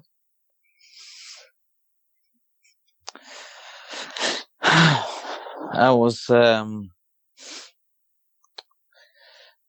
about 26 at the time, probably nearly 27, and I got my first mortgage, my first house, which was at top, and I was looking forward to celebrating moving to my new property. So I met up with my uncle, and we went to this place called Bustershall Working Men's Club, which is just like down the road. He sort of sat on his own, and I sat next to him, but he's got autism, so he doesn't interact well with people. He ain't got a bad bone in his body, he's totally harmless, but he doesn't like talking to people, he likes sitting on his own in the corner, so I think he had, I don't know, 2 beers or a pint and a half, I think I had about 3, and they wanted something to eat through the takeaway at the top. Now that was on Beacon Road, which is further up. So as going up, being him, I want to go for what's, oh no, to go straight up. It's straight up. Oh, so I felt like basically I needed the wee, and when I went sort of in the bush at the side, I heard sort of noises, crunching. When I say crunching, I don't mean like crunching off teeth or crunching on something that is edible. I mean like crunching, like storming through like holly bushes, which are quite prickly. It's like rustling bushes, but stomping. And I just carried on as you do. And I had this tremendous, horrifying growl. It was a noise that I've never, ever experienced. It was a noise that I've never, ever heard before in my life. It was the most unexplainable noise. It was awful. So shocking. And I sort of shivered a bit, like, oh, and sort of turned about, oh, I don't know. And walked forward and started walking up the road with my uncle, and I could hear panting, I could hear footsteps, I could hear this. It was terrifying. And walking, I could hear, but when I turned round, there was nothing there. There was absolutely nothing there at all. But when I kept walking, I could hear the panting, I could hear the noise, I could hear everything.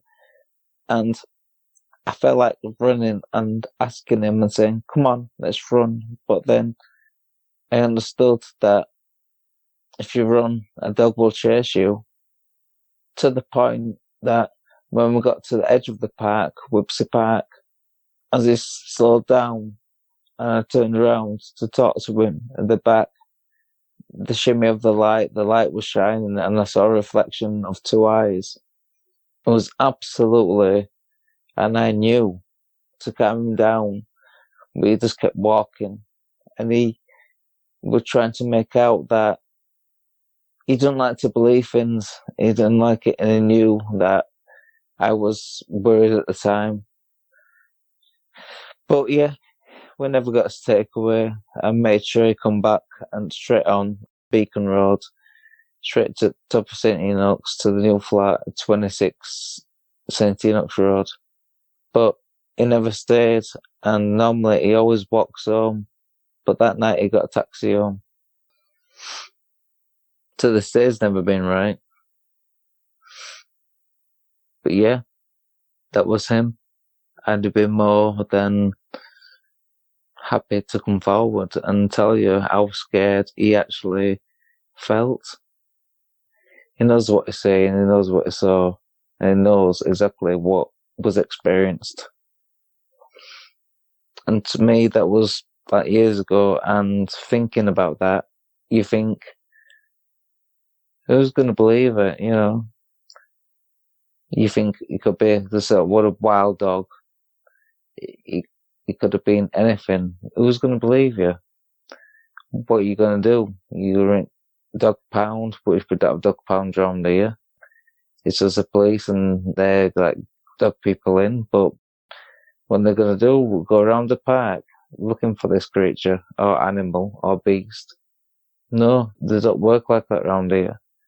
So it's one of those where it captures your mind and you always know what you saw. You will never, ever, ever forget what you saw, as you treat your mind like a computer, basically. And this is what I do. I try keep all the good things and filter out the bad things. But some bad things you can't filter out. Because if you've got a computer full of spam and full of things that clog it up, cookies and all this business, I don't really understand them, it's going to slow down your computer, isn't it? Just like that with a human brain. You know, you try to keep the good memories and you filter out the bad.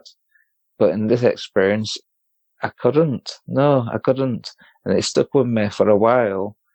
And it kind of made me feel, do I tell somebody? Well, no, because nobody's going to believe me. And it kind of went from there. So, yeah, that was my first experience. So, this was New Year's Day. So, I went to see my friend Ronnie. She lived at the other side of the woods to a select area, a lot of people call it a 10 bob millionaire area, which means a lot of people that live there, they think they're millionaires. It's a very like stumpy area, but it leads the other side of the woods, and they've got all this big woods at the back and everything they want, really. So I get invited, so I'm like, yes, I'm going to see my friend, and so I go there, see her, spend a bit of time with her a bit. But as the nights were going on, it got dark really early. It was probably dark by probably about 3-4 o'clock. It got dark very early. So it maybe me talking away, an estimate the time. Before you know it, there were neighbours with this little dog, and she'd been feeding dog. And neighbours apparently moved out, and they've left the dog. But it was a little Yorkshire Terrier. Well, I hate to say the word, was absolutely beautiful thing. Lovely, round, hazel eyes. But it needed brushing, it was a bit knotted, and I was going to take it back, was going to, as I emph to say, take it back, brush it, and look after it and sort it all out. So she had an Alsatian dog, and she had another dog. So she let me at this lead. So the shortest route was to go straight back from Norwood Green, which is on Station Road. The shortest way back was to cut through Judy Woods, which leads to Woodside. So I decided, right, okay, I'm going through at Woods. So I went on and everything was fine, absolutely fine. Walking through, dog on lead, thinking, oh yeah, got a little companion now. I get to the back end, probably about over halfway or 3/4, and dogs start to act differently. It sort of stopped, and I was like, what? And it was just walking perfectly to start with. But then when it stopped, it was like, I walked forward, it went, ooh, and it sort of jolted me like a seatbelt, obviously on my arm, because I'm like, what? And I could see hairs standing up on the dog and it acting out of character. It was like telling me not to go forward. It was sort of weird, as the dog was walking perfectly fine before, so suddenly why? But it was silent. You couldn't hear. I heard birds flying off, but you couldn't hear any birds around. You couldn't hear everything. It was that kind of like a strange, peaceful silence, which I've never ever experienced in my life. Imagine like the all of life stops. And when the all of life stops, you're just left with your own devices. And there was nothing, no sound, no crickets chirping, no nothing. Just a total, sounds like everything just like disappeared. But yeah, so carried on. Come on. So I walked forward, and I walked forward with like some tall, like grass. It wasn't grass. I don't know what you call them, but they're like big long grass fins. And I stepped forward and I slipped, and I let go lead and went straight down. And it's like, a banking, as you want to call it. I went down, bang, I hurt all my ankle. I'm like, putting it on, looking up, and I saw like the blood running down the back of my leg. And when it was running down the back of my leg, I felt the pain. And so I went in my pocket to get my phone, looked back, and I had it on torch when I was walking the dog. So when I looked up, it was halfway up the hill that I slipped down the banking. It come out of my pocket, didn't it? Bumming. But as it was going, I could see like the shine, but I couldn't see image. But I would lay down and thought, oh, I'm going to get back up. And I didn't think, but I heard, and I saw this reflection, and it was very strange, unbelievable, on sight, which you'd never believe. And as you know, light can magnify things and do things, but I had splosh, like something was walking towards me. But then, as I could see like the shadow and the shape of the image. It was like a baboon, like whether they've got long or orangutan, as you call it, or whatever. But the monkey family, were the ones that's got the long arms and got the back that goes down, like a muscly back and goes up. It was just like that, and walking towards, and then coming forward, but it was cold, very, very cold, and I thought, oh, game's over for you, Si. Game's over, Si. You know, and this monstrous, I don't know what it was, wolf, monstrous bear, I don't know, this was just like, wow. And I know it got very close, very, very close to me. And I remember it was so cold as it sniffed and snorted like a really, like a wet nose going. But listening to the show previous, I know that it definitely has got to have been a Dogman, because for the simple reason, this is the worst part.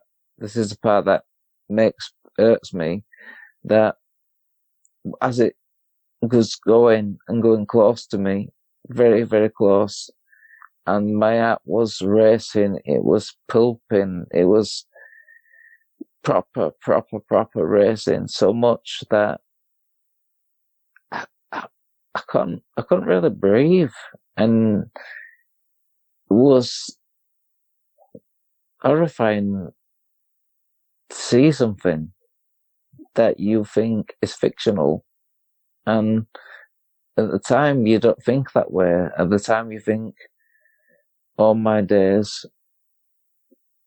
this is my time, I'm gone. But then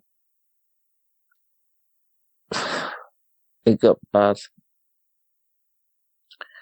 The dog started yelping, barking, and as it turned its head, it leaped up the hill and got up, within about 2 seconds trip, and the hill was quite steep, and unfortunately, I never saw that dog again, which is very hurtful.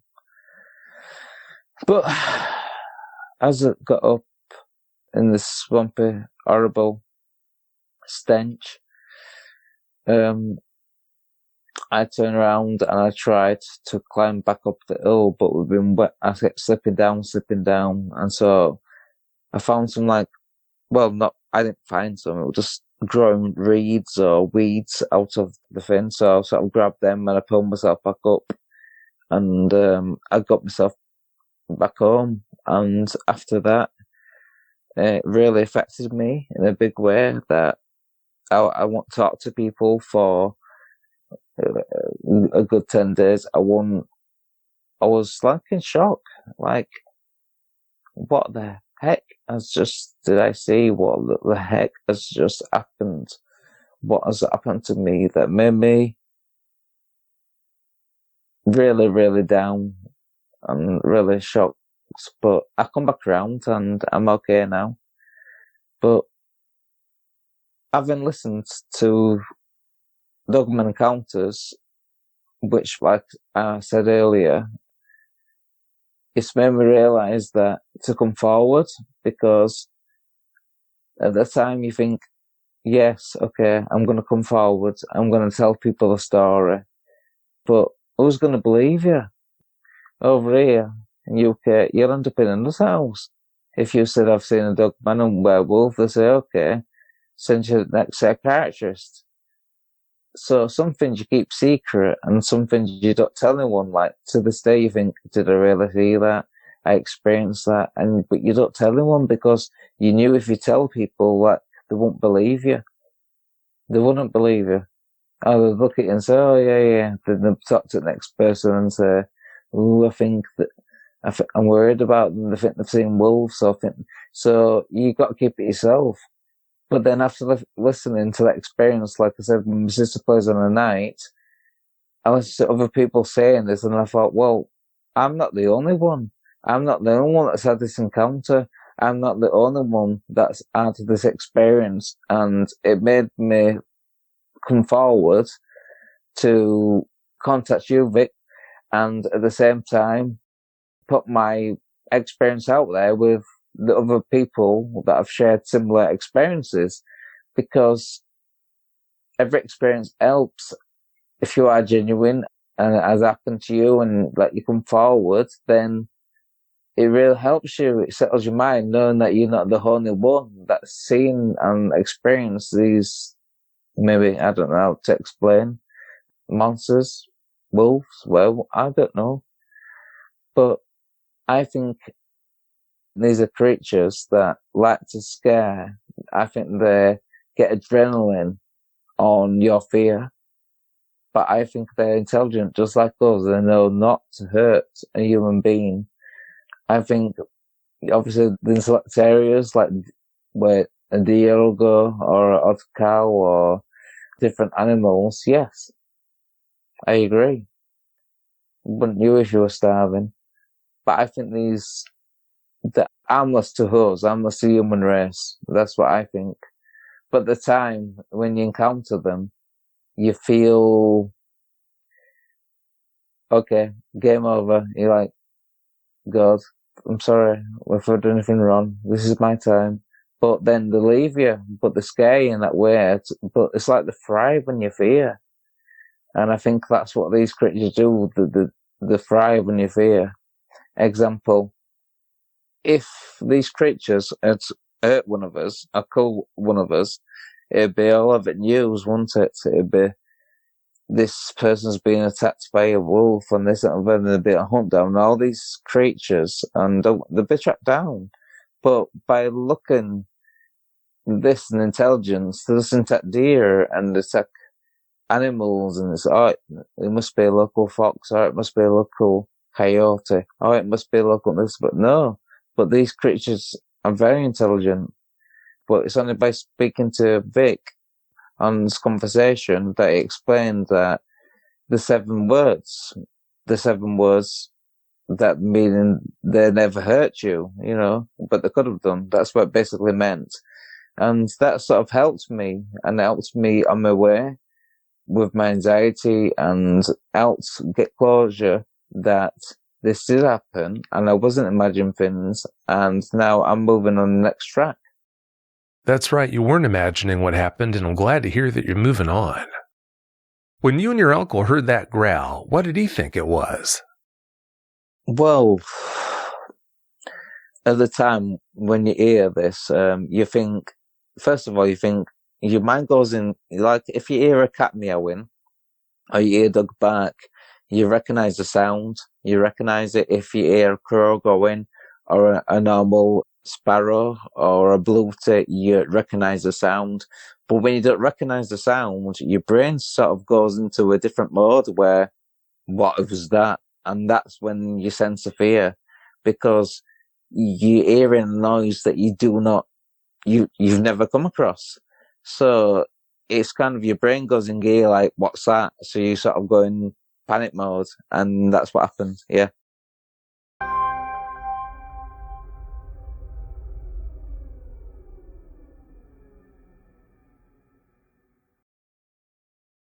It's funny because my friends are funny, and we all come from different backgrounds. But anyway, we were kids and we were digging this cave, okay? And we're digging into the side of a cliff. So think about that. We're digging into the side of a cliff and we're going down. As we're digging, we're going down. We're young kids, and this was real important to us. I don't know why it was real important to us. Maybe it was just the thing to do. I don't know. But, it seemed like a really cool thing to do. And John, we called him Zero the Hero. And we called him Zero the Hero for one reason and one reason only, because he never had any guts. He was never going to be the guy that was going to stand up and say, okay, I'm here with you. I got your six. He was never that guy. And there was a whole bunch of us. Stovall worked on that cave. Bear worked on that cave. I mean, a whole bunch of us worked on that cave because we were kids. And it was like an effort. And we would go down there like almost every night, if not every night. And we would dig on that cave. And we'd dig into the ground. And there'd be like two or three of us that would be digging. And there'd be two or three of us that would be putting the dirt in the bucket and taking the bucket out of the hole and dumping it. So here we are doing this. Of course, we were kids. We were making hot dogs and cooking stuff out on a campfire, thinking we were mountain men. And, here we are, city kids. We're just out there just digging this cave. So here's the crux of it all. Me and John were sitting outside of that cave entrance by the fire. And I don't remember what we were talking about. I don't even know if it matters anymore. I mean, man, that was a long time ago. But we were talking to each other, looking at each other. And here comes this bowling-sized boulder, literally a rock. And it hits the side of the cliff. And it falls down in front of the entrance of the cave. And we both are looking at the boulder as it hits. And then we both look at each other, and then we both look across the ditch. And here's this thing. This thing was about 7.5 to 8 feet tall. And it had canine features, but beyond canine features. It had teeth, because really and truly, all I can tell you a little bit about its lower torso, but I can't quite tell you that. I can tell you about its face, because the only light we had was a campfire. So this thing was in the campfire light. And it was across a ditch about 10 feet away, literally 10 feet away. And this thing had the sharpest teeth I've ever seen on anything in my life. It had an extended nose, and it had pointed ears. And I swear to God, Vic, the thing smiled at me. The thing smiled at me. Its eyes were yellow or amber in color, and it was blotchy. It had white and tan fur. It had tannish orange white fur. And this thing had the most muscular upper chest, and this thing had long arms, longer than they should be, and this thing had black nails that I swear to God, the nails on this thing, its arms hung down below its knees, and this thing had 3 to 4 inch nails. And it was just sitting there laughing at us. And we looked at it, and as soon as we looked at it, as soon as we acknowledged it was there and it smiled, it ran up that hill so quick. It ran up a straight, almost straight, I would say about 95%. I mean, it literally floated up it. I mean, not floated, but it moved up it so quickly, and it was on. It was on. So you're talking about a bunch of 14, 15-year-olds, 16-year-olds that are just out there trying to play some Led Zeppelin, trying to cook some hot dogs, dig a cave, and this thing is out there and it's hunting you. And it moved so quick, so quick. I've never seen anything in my life move that quick. And I've seen a lot of things. I've never seen anything like that. And I'm going to tell you straight up, we jumped in that hole. Now, at this point, we had the first room in the cave built. And we called that room Genesis, because Genesis, the beginning. So it was the beginning, and there was nothing else left. And we had sharpshooters, and we had shovels just kind of pointing out of that hole, the entrance into the side of that hill, with this thing all night walking around us, all night growling. It never howled, but it growled, and it was menacing. It was the most menacing thing I've ever heard and ever dealt with in my life. And nobody was going to come out of that hole. Nobody was going to come out of that hole. I saw a guy pee himself. You know, there's like 3 or 4 of us. Bear was in there. I think he peed himself. Literally. I mean, it was like pee was hitting the mud. It was like, well, that makes it easy for me to dig later. You know, not to be funny, but, you know, to be funny. It was just intense. And this thing was upstairs, man. It was above us. It was beside us on either side, and it was taunting us. And you couldn't see it, but you could feel it. You could sure feel it. And this thing, you got this feeling, man, this thing was just here to scare the pee out of you. Literally, scare the pee out of you. And so here we are, a bunch of kids.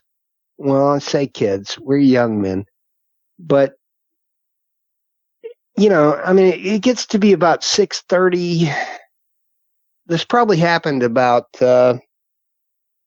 10:30 at night. And 11, something like that. So you got these kids sitting in a hole till about 6:30, 7 o'clock in the morning when the sun comes up and there's no more sounds. I mean, it's like being in World War I or something. It's like coming out of a trench. And we walk back to our house, or my house, and we go in the garage. And that's when the S hits the fan, man, because you're like, what did we just see? What did we just see? And everybody's sitting around with like white faces, and they're going, I don't know what that was. I don't know what that was.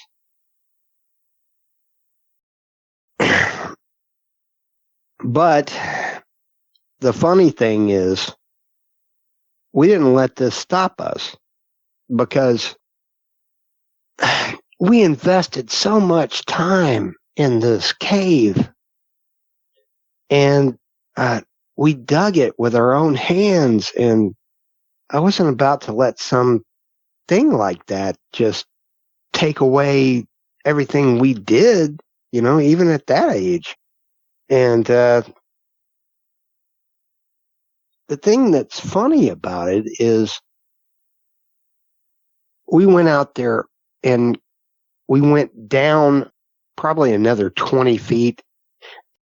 And certainly it's amazing that this cliff of dirt didn't fall on us and kill us, because, I mean, we're not engineers or anything like that, but it happened. And I can guarantee you this, after that first experience, we had like 3 or 4 campfires burning at night. And we always had somebody up top that was just sitting around watching. And the funny thing I can tell you about this thing, is you always knew when it was coming, because you could feel it before you heard it. So that's what freaks me out. That's really what keeps me up at night. That is the thing, because we were kids, and I don't think something like this needs to torture children. When they're out there just trying to build a tree house or dig a cave or do whatever they're trying to do, I think about it. I think about it a lot. It's had a very big experience on my life. I don't completely want to go into all of it, but yeah, it has. It has. It's made me a better man. It's made me more understanding of the possibility of things that can be. And it's also left a lot of confusion in my brain. A lot of discourse and a lot of disheartenedness, because I don't know what we saw. And I can give you other experiences. I mean, there's been plenty of experiences. When we were down there working on the cave, and we had 3 or 4 braziers of fires going on at one time, and a guy upstairs, and we'd sit around and everything would be fine. Crickets, frogs, everything's fine. And then everything would stop. Period. Everything would stop. The whole woods would stop. No sound. And you'd automatically get that fear. And that kind of fear, I was trying to explain to a friend of mine that kind of fear puts your heart in your throat, where you know what your heart tastes like. And we'd all be like, it's coming, it's coming. And then down the hall we'd go. And sure enough, it'd be up there.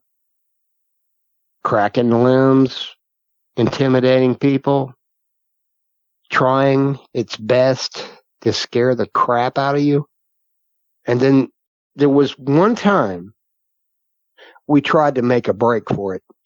And we ran out of and this is not very far, man. This is like, maybe 50 yards.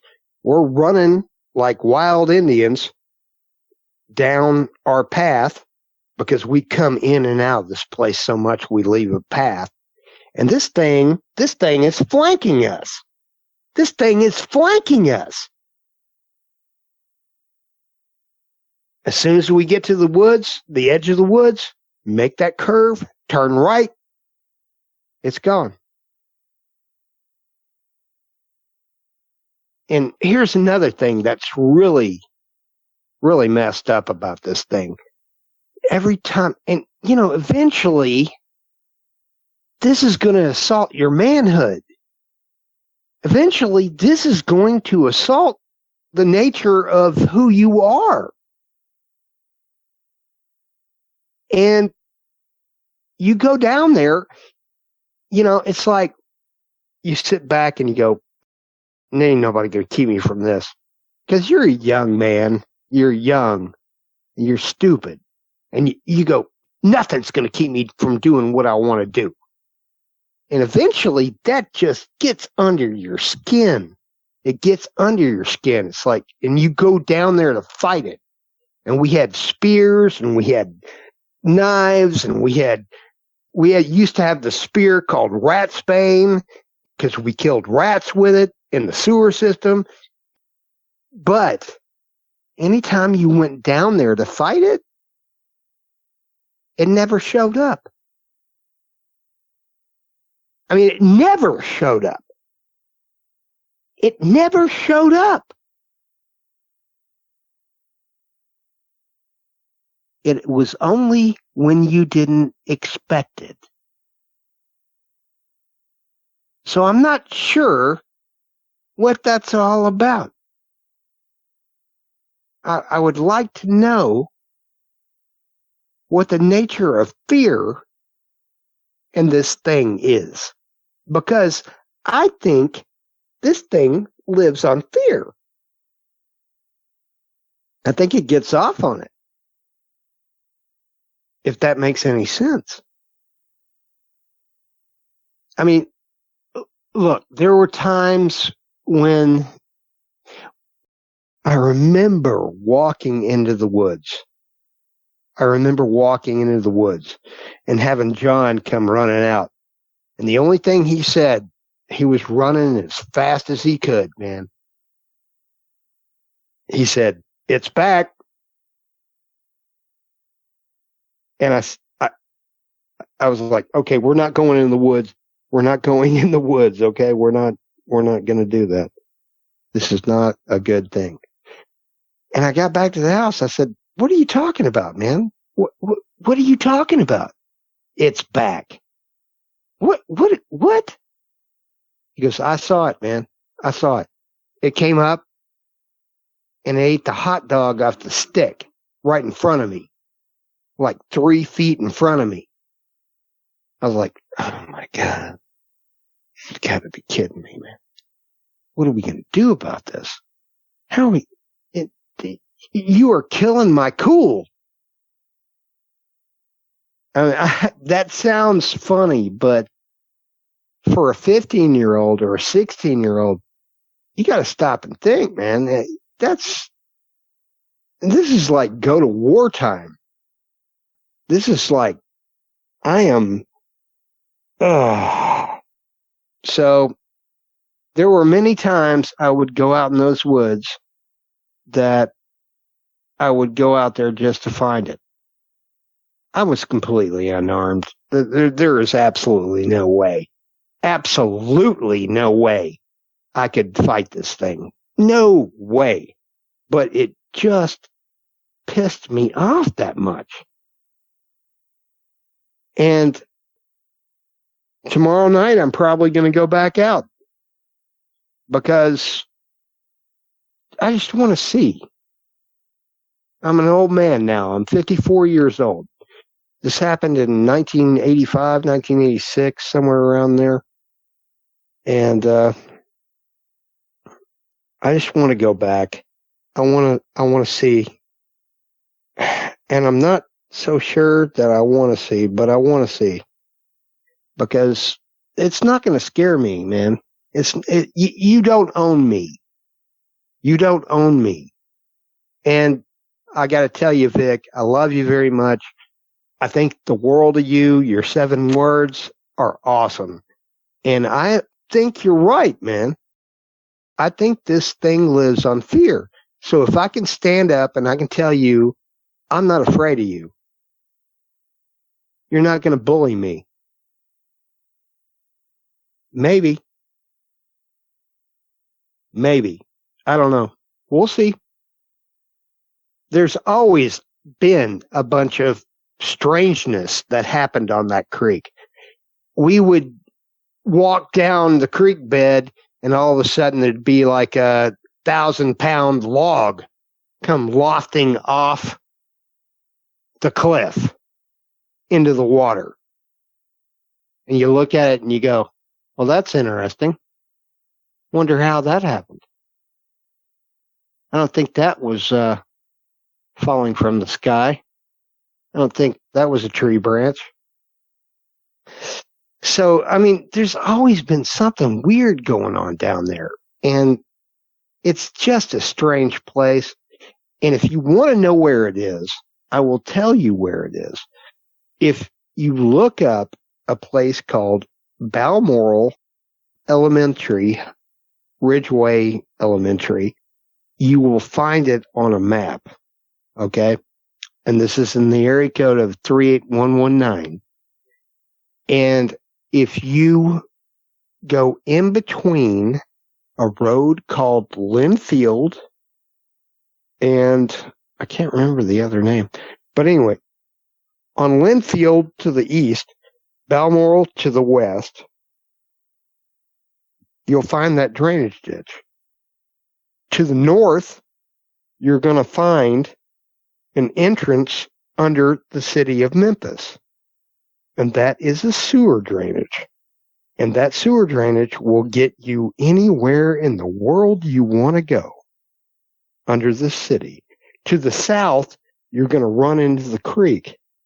To the west of that, you're going to run into McCullough Lake. And that's going to be a tributary of the Mississippi River. To the east, you're going to run into Collierville. And you're going to run into more pastoral Tennessee. You know, you're going to run into more country life. But this whole creek, I think, is an infrastructure for this thing. And I think either it lived under the city or it still lives under the city. And I think it lives under a lot of our cities. I think that this thing uses tributaries and I think it's transient. And I think it uses this to move its families and moves to hunting grounds. Because there's absolutely nothing to hunt around here. I mean, we got raccoon, we got fox, we got squirrels. That's about the extent of it, you know. We don't have bears.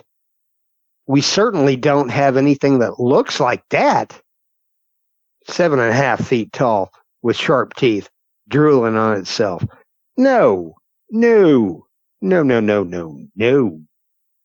And one of the things about this was that this was before we knew what a dogman was. This was before we knew what a Dogman was. So we're, like racking your brains as a 15, 16-year-old kid. So what in the world is that?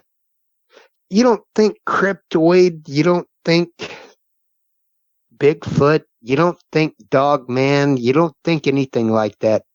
You're thinking, I had a cousin who was a dear friend of mine, and he was like my best friend in the whole world. His name was Jeffrey. He's passed away now, and he was a good guy. And one of the smartest guys I ever knew in my life.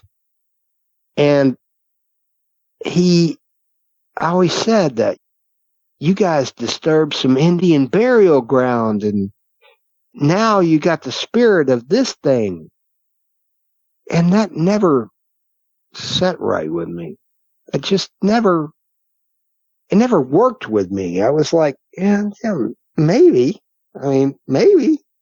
Because when you're looking at something like that is that big and can move like that, anything's possible. But it's just, that's not my go-to thing. So I'm thinking that this thing is using the tunnels under Memphis to get from one place to another. And I'm thinking that it's a highway. And I'm thinking that it's using it to get to a hunting ground. So I don't think you can hunt it. I don't think you can kill it. I don't know. I just don't know. It leaves more questions than there are answers. I don't know. I just don't know, man. I mean, I used to have a nightmare. I had a reoccurring nightmare for about 20 years. And maybe some of your audience will find this funny because, it is funny. But my nightmare was, it happened almost every night with me for 20 years, where I would be, because the side of our house was about 50 yards from those woods. And they're not really woods, man. It's like just maybe an acre of woods. The back of the cave, it was 50 yards to the houses on that drainage ditch. But anyway, I digress. My nightmare was constantly that it was a bright sunny day, and I went to the bathroom. In that bathroom where that window faced the back of those woods, and I was starting to urinate, and this thing slowly came out of the woods, and it just kept coming and coming and coming really slowly, and I couldn't stop urinating. But thank God it never made it to the window before I woke up, because God only knows what it would have happened.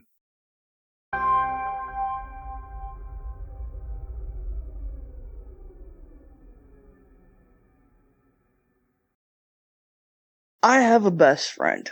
He's my neighbor, but I met him probably about 2 years ago, and we clicked. We're inseparable now.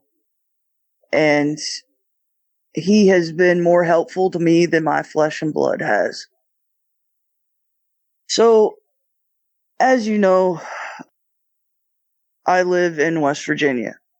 I will not give the county, because it's hard to know what happens when you give county information out. Let's just say that I live 2 hours away from Webster County. And where we were going was Grassy Creek. I've never been to Webster County except for one time, and that was to see the small little town. They have one Go-Mart, some stores that basically aren't active, one gas station, and it's like you drive through it and you miss it. The hospital is tiny. It's just a very, very poor county. So, on the way, Seth was telling me, I don't think your roommate will be able to handle this drive. It is 2 hours, and it's full of twisting and turning roads. I don't have motion sickness, I don't have car sickness, and even I got sick 6 times. He and I were driving. We left about 7 or 8. And we got there. The roads were long, curvy, a lot of forests. I've been through places on the way there that the woods are so dense you can't even see through the trees. And that's saying something. So we keep driving, we're listening to music, and we get to where we need to go, which is Grassy Creek. And as far as I'm told, Grassy Creek is a very long road, probably about 50 miles before it dead ends and turns around. There's a lot of people and a lot of unwanted things up there, and I'll leave it at that. So we pull into the Grassy Creek Road, the turnoff, from the main highway to get to his father's grave, because it was the day after Memorial Day. He wanted to put flowers on his father's grave, couldn't do it Monday, so his only day off was Tuesday and Wednesday, so we decided that we'd go Tuesday. We get there about, I want to say, 9:30, roughly, and I had this very bad feeling. But even before that I should have taken into consideration was the nosebleed that I had. And I have a white car anyway, so you can kind of tell where I had the nosebleed because my window was down and I got sick again because of the curves. So I went to puke, and then the next thing I know, both of my nose holes gushed. It was like being like a stuck pig. It just pulled and gushed. So it took me, I want to say, 5 minutes, guesstimate, to get it under control before we moved on. And this road's got a lot of curves too, but it's not as bad as the main road. So the road itself, it had a picket fence, not white, but kind of like a barbed wire fence that you use to keep livestock in. And that was on the way there. And it was a 35-mile-per-hour road. And I don't remember exactly how wide the road was, but I do know that it had 2 lines. So we get there at about 9:30. It's dark. Last thing I remember seeing was a white trailer. It looked like a double wide, if you want to call it one, across the road from where the car was originally parked. And to the left on Seth's driver's side, because I did let him drive my car, because he knew where everything was and I didn't. I didn't want to get us lost. There was a bunch of mailboxes. Straight ahead of us was a gravel parking lot. And it's a straight walk up a tiny little hill to get to the church. This church is probably about 300 feet by 300 feet. It's a big church, but it's small at the same time. It's longer than it is wide, I guess. And there were lots of windows in it, lots of little candles with curtains. Seth and I start walking up the side of the church because I couldn't follow him down over a hill. The grass was up. I'm terrified of snakes. I didn't want bit. I was wearing my shorts and my shoes, so I didn't really have any protection anyway. So we decided we'd go up alongside of the church and try to not step on graves. We walked probably about 15, 20 more feet from where the last gravestone that I saw was. And he continued to walk on down the hill.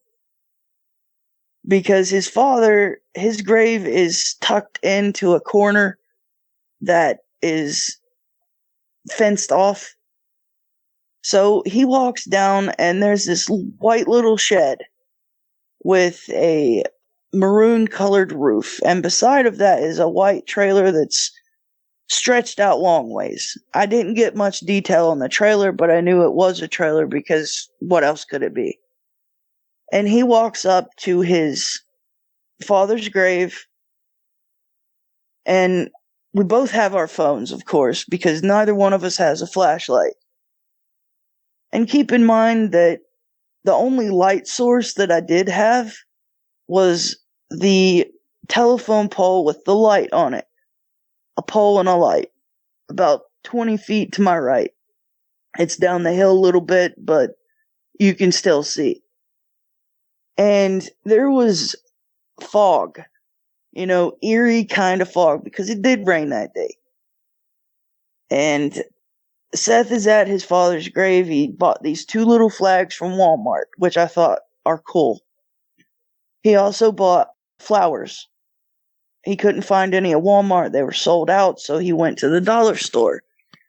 And he picked something up. And it was a little pretty vase. The vase itself was white with black speckles. And it was kind of oddly shaped, but it worked. It was a vase. So he's down there fixing his father's grave up, and I'm standing up there on the hill. So I'm looking around, and there's different kind of mausoleums or tombstones, I want to say. There was a round arched one. There was a soldier one that I do remember, and then there was something else. And they take real good care of the graves there because there's lighting around the graves. That way, if you come out at night and you want to visit the cemetery for your loved one, you can see what you're doing. And down below, catty-cornered or off to, if you're staring front ways with your back turned to the trailer, there's a brown house that's catty-cornered. And it had white shutters. Behind that was an old cream and maroon or red truck with a hatchback on the back. I guess that's what it's called. I don't want to say a camper because that's too big. It's just one of those things you put over the back of a truck. When you pull the tailgate down and open up the glass, you have access, and it keeps everything from getting wet. And beside of that was an old van that was missing a tire. Across from that brown house was a 2-story white house. Beautiful house. They took real good care of it. And it was a farmhouse. And then off to the side of that house was a camper. This camper in particular, I remember it like it was yesterday, because it wasn't an RV, but it was like a truck with a camper on the back of it that comes out, I guess. And the camper itself, the truck was, I want to say, black, and the rest of it was kind of like a cream or a tan and black. So, being a medium, I was looking around the cemetery to see where everything was, to try and figure out if I could see anything or hear anything. And after about 2 minutes of looking around, I heard a soft, echoey voice. Look up and ahead. So my first instinct is to look and check on Seth, and he's not even paying attention to me because he's taking the used flowers out and putting the ones that he bought down in the vase and rearranging his father's headstone.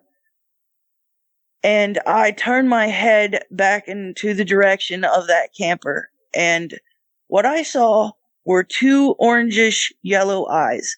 They weren't glowing, but as I said, when you spoke to me first, the moon was at quarter stage of the lunar monthly cycle. So it gave some light, but it didn't give a lot of light. But it gave me just enough to where I could make out 2 eyes. And they weren't a deer eye. A deer's eyes faced, kind of like a horse's. But this, I knew, was a predator because the way its eyes faced. So I'm like, what in the world is this? And I took a step to the right, and it did the same. Took a step back to the left where I originally stood. Those eyes followed me, and they blinked like I would. So around this time, I'm going to say it was about 9:40, 20 minutes away from being 10 o'clock at night. And these people, I didn't want to wake them up and be like, Seth, we gotta go. So I waited for about 10 minutes for him to finish, and he walks up the hill. And I'm like, you good? He was like, yeah. So we go back the way we came, and we reach the car. And he, being a silly butt that he is, left the keys to the car beside of his father's grave. So that meant he had to go all the way back just to get them. And I tore my meniscus, so I really couldn't walk up that hill again without pain. So he said, stay by the car. I'll go get the keys. I'm like, all right. Seth takes a shortcut route up to the left side of this church. And it was faster to get to his father that way, so he pretty much jogged the whole way there with his phone, and I had my phone. So when I turned my head back to the way that Seth and I had just came from, those eyes were there again, and they were blinking at me. They were moving like this thing was canting its head or turning its head to a certain degree, and it was blinking at me. And I'm like, holy crap. So I took pictures. These pictures, I didn't notice anything. I didn't even look at them until I got home, because I'm like, well, my wife would want to see where I'm at. She loves country life. She loves the woods. She loves nature. So I'm going to take pictures. And then that is when I felt the dread. The dread that I felt was undescribable. And keep in mind that everything was dead quiet. No sounds from the wildlife in the forest, nothing. Usually there's tree frogs, there's crickets, there's anything you could think of, even a hoot owl sometimes, that make noises in the woods. And everything was dead silent. Combine the fog with the rotten flesh that I smelled that made me sick to my stomach, and I was freaking out. My right hand was behind me, my left was holding my phone, snapping pictures. And here's the kicker. I took a picture of the white trailer that's across the road from where our car is parked, and I didn't look at it until I got home. So one of them was there in the picture, and I didn't know that until I found it when I got home. I like video recording things as well, so I video recorded the trip there, and I got some evidence of what they sound like up close and personal. And it scared me. And Seth comes back winded because he ran from the gravestone all the way back to the car, and he unlocks it, and I waste no time in getting in that car. I think that's the fastest record time that I've gotten inside my vehicle. And I shut the door, and I immediately lock the door. And I take more pictures. I take one of the church. I take one outside my window. I take pretty much every picture you could imagine possible on my phone, because I have a good camera since it's an iPhone. Seth and I, he gets in the car after that. We talk for about a couple minutes, and then we turn the lights on and drive down the road. And we turn on this bridge. It goes over the creek. which I failed to mention earlier because I was so distracted with trying to give detail that I forgot to mention that on the right, across from the church, there's a pavilion. Behind that pavilion, there's the creek. So we go past the church, the pavilion, probably about half a mile down the road. And I wasn't even going to tell Seth about what I saw because I thought it was just the reflection of the moon or something. You know, it could have been a cat for all I knew. Because cats' eyes, they do glow. But they don't have that color. So we turn and we come back past the church. And I'm recording, and this thing lets out an enormous, otherworldly scream. I don't want to say it's a howl because nothing I've heard that is a howl has ever sounded like this. This is a cross between something big and angry and something that needs a breath mint. So I look out my right side window after I hear this, and what I seen in vivid detail, it would be enough to scare a monk or a nun or anyone who went to church. This creature had black fur. I don't know what gender it was.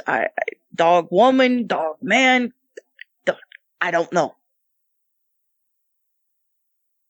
And it's keeping pace with the vehicle. Seth looks over and sees those eyes. The same ones that I'm telling you about that I saw. He sees them and he guns it. Keep in mind this road is curvy and twisted. And it's a 35 mile an hour per road. We gun it, we do 60. And this thing is keeping up with the car. And its eyes are on me the entire time. And if I want to say or guesstimate how far it was from my vehicle, 1 foot away from my vehicle.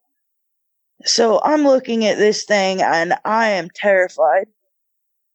But I notice a lot of things that blow my mind. As I mentioned, this thing's probably about 8 feet in length. If it stood up on its hind feet, it probably would have been the same height or a little bit taller. I don't know. And what struck me as the most odd thing about this was its tail. This creature had a long, fluffy tail like a timber wolf. And it was matted. The arm that I could see, it was missing patches of fur. Like it had gotten into a fight or a scuffle or even had a fight with a tree branch. I don't know. All I know is it was missing fur. And I could see the musculature. The neck was broad. It had a head of a canine. Its teeth, they were long. If I had to guess, probably about 6 inches, the incisors. And the way that it looked at me and the way that it screamed, it's like I could see everything. I could see the mouth. I could see the lining of the lips, the way its head was. And it had pointed ears, a big fluffy mass of fur on the back of the nape of its neck down to the front of its chest. Its shoulders were wide. If you've ever seen a bodybuilder like Arnold Schwarzenegger when he was younger and first starting, that would be either what he looked like or something. This creature, it must have taken steroids. I gotta have a little humor there. But what I distinctively remember is the chest area. it was ripped. And the arms were long, elongated, far longer than anything I've seen.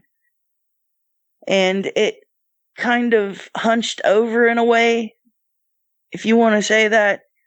The way the back curved and the way their hips met, it was like a bipedal dog. You know, my brain functioned, and this is a dog. It has to be. But why so big? And Seth and I, we don't speak. We just keep our eyes on the road. And when we finally get to the end across the bridge at the edge of Grassy Creek, that's when this creature turned itself around and ran back in the way that it came. And Seth and I, we didn't talk the entire road trip back home. We just turned on the music and vibed. But I looked at him and I'm like, Seth, what was that? He's like, I don't know. I've seen it a couple of times before myself because I grew up in Webster. And I'm like, and you didn't think to tell me that, hey, you might see something. Never did. Never told me a thing. Instead, I was the one that got terrorized.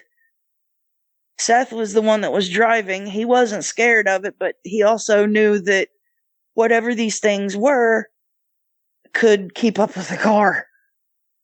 And the only living animal I know that's able to go 60 miles per hour is a cheetah.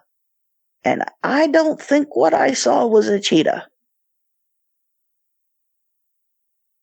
So we drive another way instead of the way we came. We go up through Birch River Road. And we come through Webster. Seth shows me around. And then we drive home. I got home probably around midnight. 11:30, something to 12. And I walk in. And I tell my wife, I'm like, you're never going to believe what I just saw. And she was like, what? What'd you see? And I told her, and at first she was like, what? So she had to take her earphones out of her ears. And I'm like, I saw something that scared the living daylights out of me, and I don't know what to think about it. And I was going through my pictures and my videos, and I saw exactly what was looking at me, minus the glowy eyes or the yellow-orange eyes. I saw exactly what was in that photograph. And it scared me so bad that night I had such a vivid dream, or a nightmare, I want to say, that it reached its hand through my car window after breaking it, grabbed me by the throat and yanked me out of the car, and just proceeded to eat me. And I woke up and I screamed bloody murder. Woke my wife up, and she has insomnia. She can't sleep. And she was like, honey, I love you, but you have to reach out to somebody. And I was looking through my videos and everything else, and I looked at the picture again, and I'm like, nah, it can't be. But I saw it. So my wife told me that when I was in the living room earlier today, and for the last week, that I have this 100-yard stare. I stare off, I don't talk, and I cross my arms and I just start rocking back and forth like a crazy person. And I'm not crazy. So she has to snap me out of it by shaking my arm or my shoulder. And when I had the chance to finally reach out to you and realize that, yeah, if it wanted to kill me, it would have. Instead, it was just bullying me around like a playground bully. And I've had more than my fair share of bullies in high school, trust me, but they never scared me like that.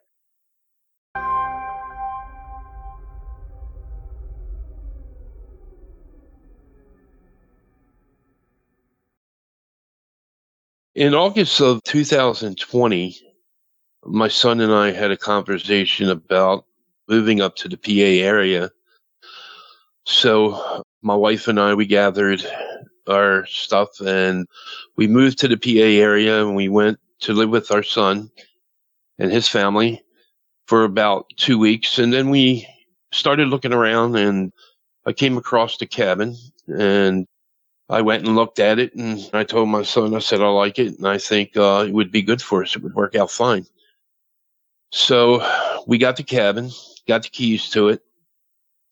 On August 7th of 2020, my son came to me and said, look, I'm not ready to kick you out yet. He said, but let's start moving some things into the cabin so that we can, start getting it ready for you. And then we'll go shopping and we'll get some more stuff, and then we'll take that over to the cabin. So on August 7th, it was around evening time, almost nighttime. When we arrived, we pulled into the driveway. It was dark out. And I noticed something. I said to my son, I said, man, it's really dark out here. I said, the only light we have is coming from up the street, across the street from a house next to a farm, and the little bit of moonlight. He says, yeah. He says, you might want to get some more lights. I said, yeah.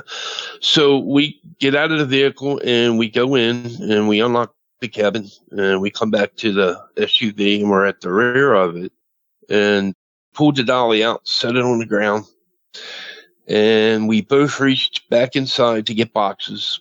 And as we were coming around from out of the back of the SUV, we sat the boxes down on the ground at the same time, and then our head came up. And what I had saw was a black-looking creature dog crawling on all fours like the military does when they're going underneath of wires or whatever they have to crawl under. And we look at each other, and he goes, what the? And we turned back to look at it, and it was spinning around. As it spun around, it took off. And all we saw was it run for a couple feet, and then it just gone into the nighttime, because, like I said, it was very, very dark out there. So we got the boxes. We got them into the cabin. He had mentioned before we got there that he wanted to do a total of 3 loads. So we got the first load into the cabin. And as we're driving back to his house, I started talking about what we had saw. And he was like, do me a favor. When we get to the house, don't say nothing around the kids and don't say nothing around my girlfriend. I said, okay. I said, well, what do you think you saw? He said, just don't worry about it. Leave it alone. I'm like, okay. So I didn't bother him. So we got back to the house, and he sat down, and he just kept sitting there. And he's watching TV, and I said, well, we going to go back to the cabin and take the other 2 loads? He says, no, we'll do it tomorrow. I said, okay. So I went up and got ready for bed, and I went to bed that night, and got up the next day, and I tried to talk to him about it some more, and he got upset and just told me, drop it, leave it alone. And I'm like, okay. So me and my wife finally moved into the cabin, and we're now settled. And 7 months later, on March 1st of 2021, I'm sitting in the house, and I could hear the wind kicking up. So I turned the news on, and I'm watching the weather, and they're calling for 40 to 50 mile an hour winds. You could hear chimes moving around. You can hear people's belongings sliding, such as boxes and whatever people had under their carport and outdoor. So I told my wife, I said, well, I said, tomorrow's trash. I got to put recycling. I got to put the trash out. And she said, well, why don't you wait until morning? I said, no, I'm going to do it now and get it over with. So I took the 2 trash cans down to the end of the driveway. I sat them there. And I come back in, and we watched some TV, and it started getting late. So around 11 o'clock, she says, I'm going to go to bed. I'm tired. I said, okay. So I stayed up, and I watched some more TV. And then I said, I'm going to get on the computer. So I got on the computer, and I'm listening to, music from YouTube and looking at YouTube videos and, just browsing and looking at different things. So I took my headphones off, went to the bathroom. I come back. I got me a drink. I sat back down. I put the headphones on for a little bit more, listening to some more music. And I looked at the clock, and I'm like, oh, my Lord, it's 3 o'clock in the morning. I better get ready for bed. So I took the headphones off. And just as I took the headphones off, I heard a loud bang, boom. I'm like, oh, Lord, please tell me it wasn't the trash can, because I was worried about the lid, if it blew over, the lid flipping up and the stuff coming out and being on the street. So I got my headlamp that I had bought for when I go outside at night. I put that on. I put my jacket on, and I got my slippers, and I went down to the end of the driveway. And I'm like, yeah, one of them blew over. So I get up to the trash cans, and I'm leaning over, and I'm grabbing a hold of the trash can. When I went to pull it up, I started hearing a car horn on and off. Like somebody was just like laying on a horn, letting it go, laying on the horn, letting it go. And then all of a sudden I hear the car's brakes locked up. When I looked up to the top of the street, because I was expecting a car accident, when I looked up to the top of my street, it's in the shape of a T. You can go left, you can go right, and you can come into my street. And if you look straight ahead, you're looking at a house that sits next to a farm. And it's a good distance across that farm before you get into the woods. So there's a little light on the side of the house, and it pretty much lights up part of the street. So at first, I thought I was seeing a person just standing there. And then the car finally came to a stop, and it's still blowing its horn. And I'm like, that's not a person. It dropped to all fours and started running down the street towards me, down my street. And as soon as it got to about 12 to 15 feet from me, it stood up on its hind legs, its front paws, started boxing like a horse would if it got on its hind legs. Its 2 legs would look like it's kind of boxing. So I grabbed a hold of the handle with both hands of the trash can. This thing had yellow eyes. Its teeth were out of this world. It had claws, long claws, big, thick claws. It had black hair. It was spiky looking. Its sides were moving in and out. It was growling a little bit and foaming from the bottom of its mouth. And I just totally locked up. The calves in my legs locked up. And then my body followed right behind that and just stiffened up. I couldn't move. Suddenly, it dropped to all fours, ran in the same direction as the first encounter, and gone in a matter of seconds. Now, going down my street, at the very end, it turns into like a circle. It dead ends. There's a house that sits at the bottom.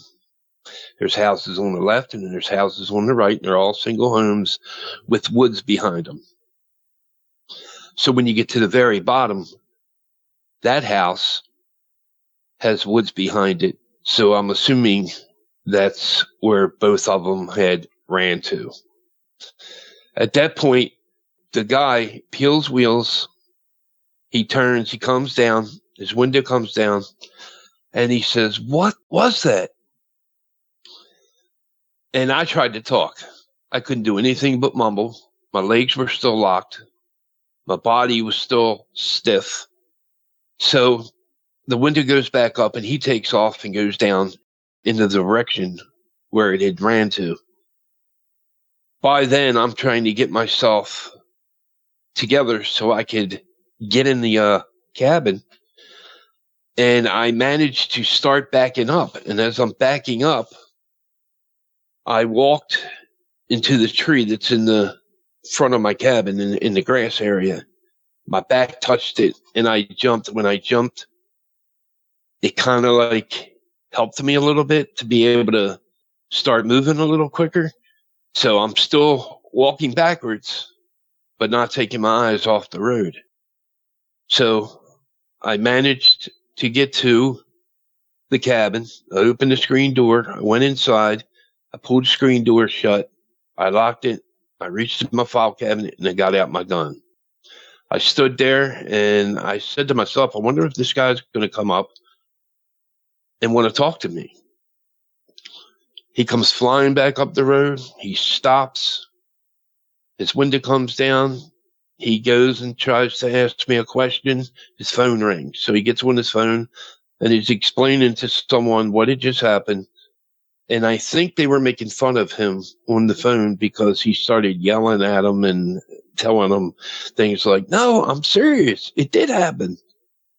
And then he just drove off and made a left, and I never seen him again. So, I shut the door and I sat down at my computer. I'm scratching my head. I'm like, what the heck just happened to me? And I didn't want to go wake my wife up, because it was way after 3 a.m. So I get on a computer and I started researching. I started I'm looking up black dogs. So I started coming across stuff like Dogman, black creature, dog-looking creatures. And so I couldn't sleep the rest of the night. I didn't get to sleep until daybreak. I was up when the trash men came. I didn't even go out and get the cans. I just went to bed right after that. And that was it. And then, it's been on my mind ever since. And I don't plan on going anywhere. So I'm just praying that I don't have a third encounter. Within 2 blocks from where I live, there's been Bigfoot sightings. Recently, there's been a whole mess of UFO sightings in Bucks County. Every time you turn around, you're reading in the town paper that there's been a new UFO sighting. And I still go online and look to see if there's been any recent Dogman sightings. And I can't get it out of my mind. I mean, I'm not losing sleep, but I get up and it's in my mind on a daily basis.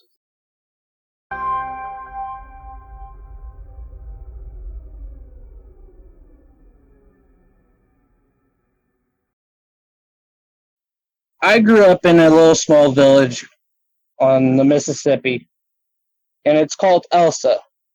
And there was like a subdivision up on the bluffs. There was like this big, long, windy road going up the hill.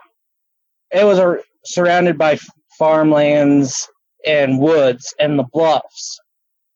But the college that is in actual Elsa itself owns a lot of that property, the bluffs and the stuff, for whatever courses they may have. I don't know, because it's a kind of a Christian college. So I lived up in the little subdivision above Elsa. So there's like several different roads, a lot of them dead-ended or had little turnabouts where you could go down and then turn around and go back up the road. I lived on one of those said roads. We had woods and stuff on the backside, but we had enough of like a clearing for like a backyard, and we had the basements were kind of built into like the bluffs, and then you had like the sliding glass door where it opened up into the backyard, and then you had like the upstairs where you would have your main floor that you would come in that had like the living room, the extra bedrooms, and the kitchen and a bathroom. And then there was another sliding glass door that went onto like a wooden deck. And the front of the house, it had like a overhang with poles, so it was kind of like an awning, and it had a concrete base. And we had like 2 dogs that had plastic dog houses. They sat underneath where my bedroom window would be. Not exactly under it, but like kind of off to the side to where I could look out my window during the day and look out and see them. And this was late February, early March of 2004. These houses are no longer there. But we had an abandoned house that sat on the left side of our house. On the right side, there was another family that lived there on the other side, and their whole yard was fenced in with privacy fences. And then on the other side of that abandoned house was a summer home. There was people that lived there during the summer but would be gone for the fall and the spring and winter, and then come up late spring, early summer. And then we had a house across the street that had a white, like the old farm picket fences. And then the road would go down, and there was like a turnabout, and that turnabout was in the middle of the woods. It was compassed by woods on all sides. But growing up, we would go and we would watch coyotes and deer in our backyard from the basement looking out the glass window. So I seen a lot of wildlife up close, but behind a kind of like a zoo, my own little personal zoo. But they got to free roam. They got to leave whenever they wanted. So my mom and my sister's biological dad, they slept in the basement. Me and my sister slept upstairs. My room was on the far left, and my sister's room was on the far right. Both of our windows had the big glass windows that had like glass on the inside, a screen in the middle, and then a glass on the outside. And then on the sides had the little basement windows on the sides of the rooms. So you had like a little slit where you can still look out and see, but it wasn't like a big window. As a little kid, I had to stand up on my bed and whatnot just to be able to look out the window. I don't exactly remember the day or what the weather was like, so I can't give you the accurate details of that. My parents would put me and my sister to bed around 8:30, 9 o'clock. I would still be up for at least an hour or two, because I had difficult sleeping even as a kid before my encounters. My bed sat underneath the little slit window in my bedroom, and I laid and faced the wall all the time and would listen to my dogs from outside scurry around looking, because they would kill rattlesnakes that would come up into the yard at night or whatnot and kill them. So I didn't hear them this night. To me it was weird, so I was like, because I would fall asleep listening to that, as well as the sounds of nature, because my little tiny window above my bed, it would be cracked during this late winter, early spring to let in fresh air. So I'm 6 years old. I was facing the wall like I normally always did to go to bed. And then I would listen to nature and whatnot.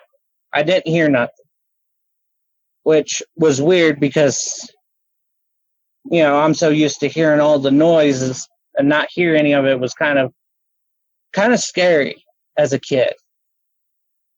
So I roll over onto my back and looked out the window.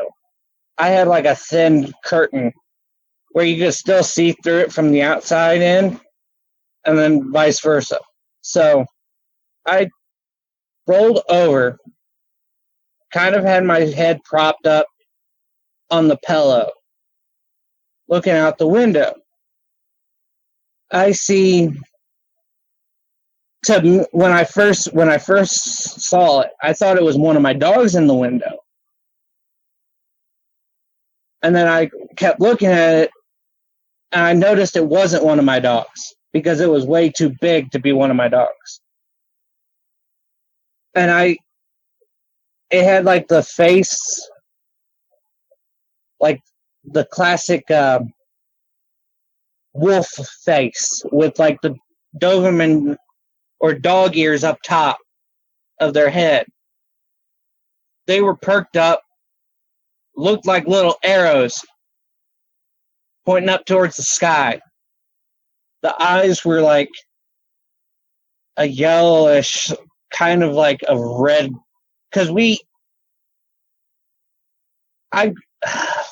give me a second, Vic. You're doing fine. Take your time.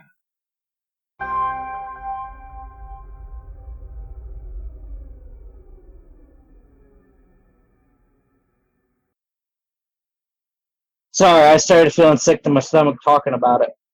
Oh, no, I understand. There's no rush. Please do take your time. It had like the classic Timberwolf face and like the classic Doberman pointed ears for its head. And it had like the yellowish red eyes just staring back at me. And it kind of was standing up on its hind legs. It had one hand completely down, like kind of off to its side a little bit out in front of it. But it was the one hand was like, you couldn't see it from where I was at, but you could see it kind of looked like overgrown raccoon hands or paws. But it had like 4 long fingers with like dagger-like claws. I would say they were probably every bit of 6 to 7 inches long, the claws were. And the fingers, you could have easily put a size 15 ring on its fingers, give or take. It had its hand pressed up against the outer glass pane, kind of just barely touching it. It was black as night. It was. I didn't really pay attention too much to its teeth. I was just trying to wrap my head around the fact that how big it was, because it was massive. It made my parents look small, and my parents are like 5 foot to maybe 6 foot tall. So it was taller than them. Had the bodybuilder upper torso, like take what Rock looks like today, the wrestler, or Hulk Hogan. It had the massive upper chest and everything. It just the upper body was just massive. If I had to guess, it was probably every bit of 7, in between 6 and 7 feet tall. Because I didn't see the waist down, I saw the waist up because of how the window sat. It was massive. The hair on its arms and all over its body was black. It was as black as freshly brewed coffee black. It stood there and stared at me for, I would say, a good 5 or 10 minutes or so. It must have put too much pressure on the glass where it had its hand, because the glass broke. It was so it happened so quick. It was like he accidentally put too much pressure and then disappeared after it broke. It like startled him. And that's when, the nature sounds came back after he disappeared. We had like an 8-foot privacy fence in front. So it literally had the vertical jump to clear that 8-foot fence and disappear. This next encounter happened in between Jerseyville and Shipman. My mom's now second husband. They got married that year in June, and it was in 2009. So I spent a lot of time out at my stepdad's mom's house, who had an old farmhouse. They had probably every bit of 8 acres or so of land.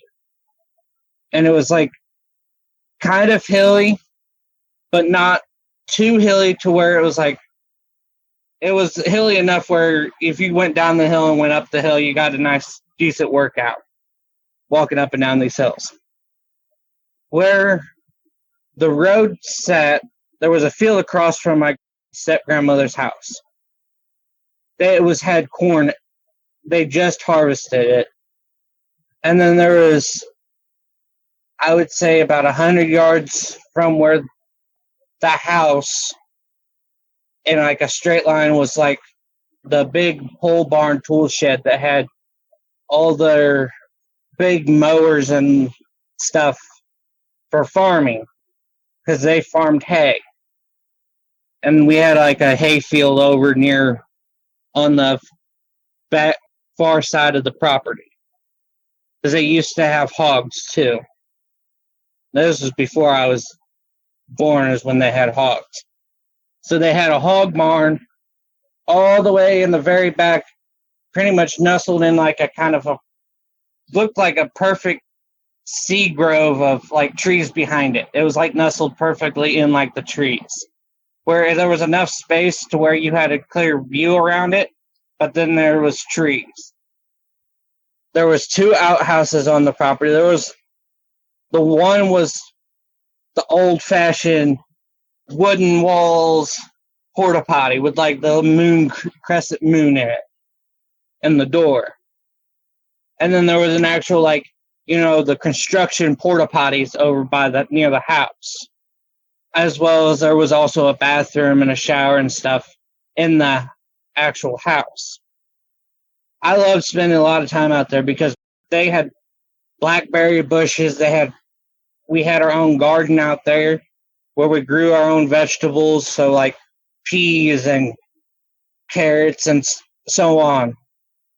They also had an abandoned greenhouse too on the property that was used for storage. But there was at least a good 5-6 acres of woods around the property too. Because my grandmother owned one property, and then the next property over was owned by my step-aunt at the time. So we had her property that we could hunt on, as well as my grandmother's property. And me and my stepdad would go out every hunting season on the weekends when I was out of school, and we would go hunting.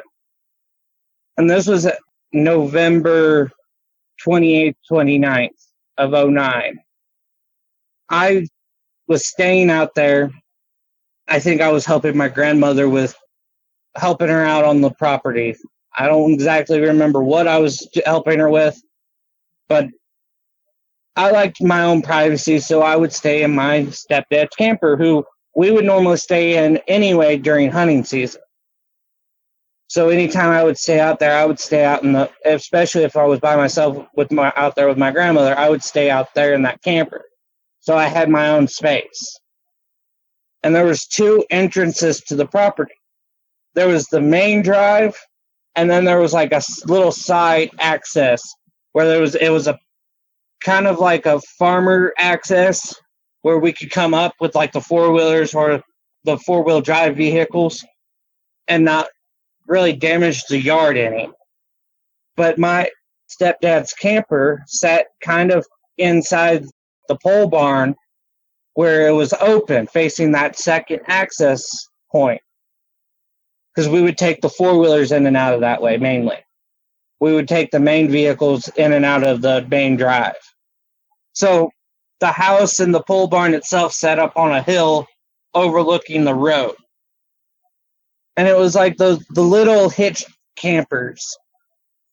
It was like all contained in one spot. There was really no rooms. It was just like all in one spot. It was like small.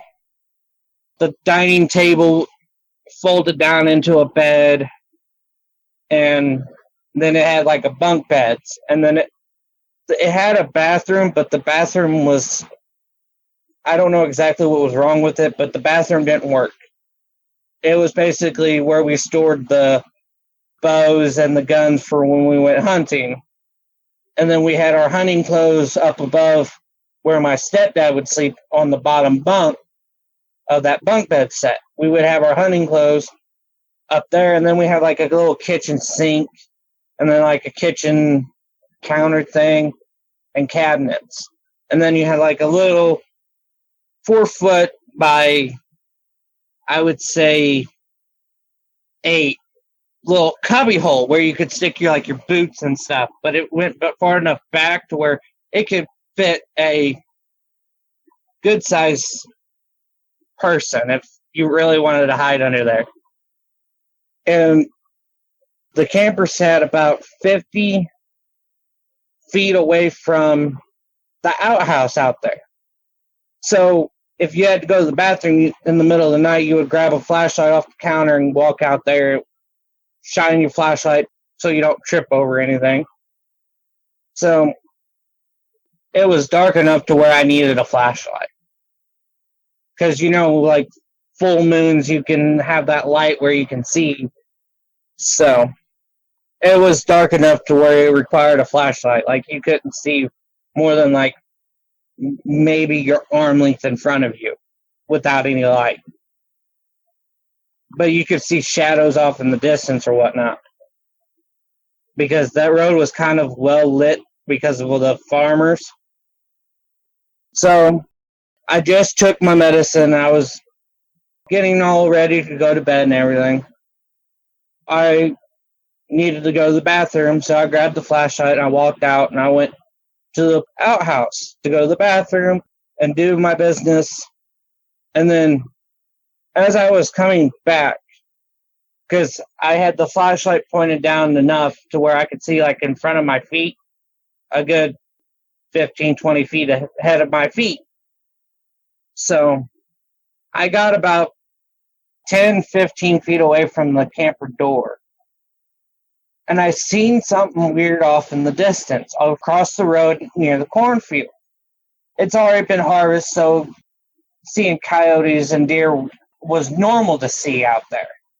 But this, it looked from a distance, the shape of the shadow, it looked like a overgrown hyena jacked up on steroids.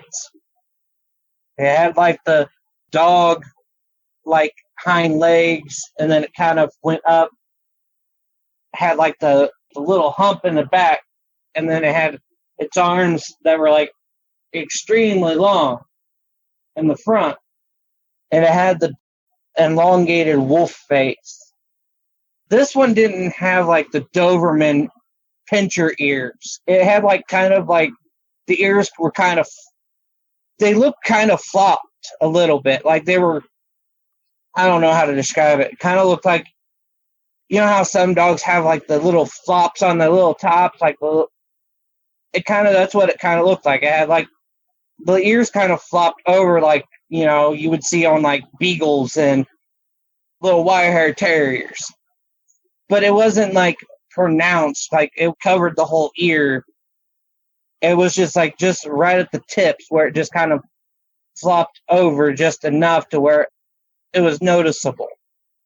Not realizing it, I brought the flashlight up because I was curious to see what I was looking at. I thought my eyes were playing tricks on me, and my imagination was going wild. You know how kids are with being scared of the dark and whatnot. So I brought the light up, thinking it was just my mind playing tricks on me. I brought it up just enough to catch its eyes, and I saw the eye glow on it was like a red, like a pale red-ish color. And that's when it stopped moving. And then it turned its head and faced me. And that's when I got a good look at its face.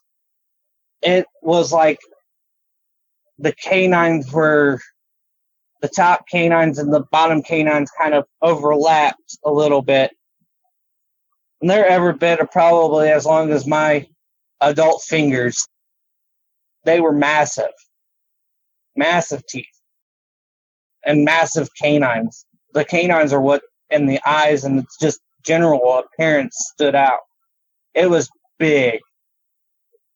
Like I said, it looked like a hyena on like it's done steroids since it was a puppy in the womb. It kept looking at me. It never moved its head to take its eyes away from me. And it stood up, and it sounded like bones breaking. Or like knuckles cracking as it's standing up. And you could hear it having difficulty. Like, it sounded like it was having problems breathing because it could,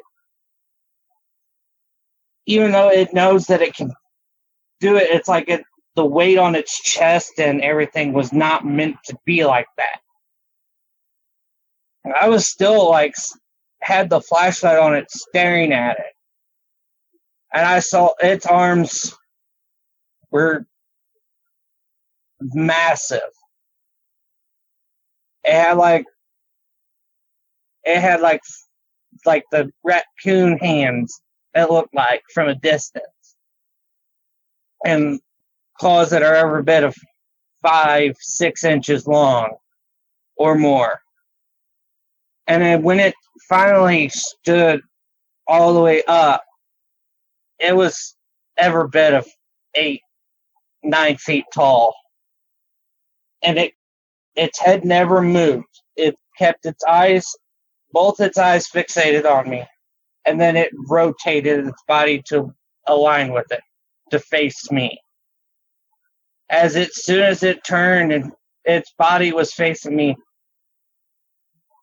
I don't know if I dropped the flashlight, what I did. All I know is as soon as it turned, I was already running as quickly as I could into the camper. And I locked that camper door and grabbed my black blanket and I crawled in that little 4x8 space, thinking I was trying to hide from it.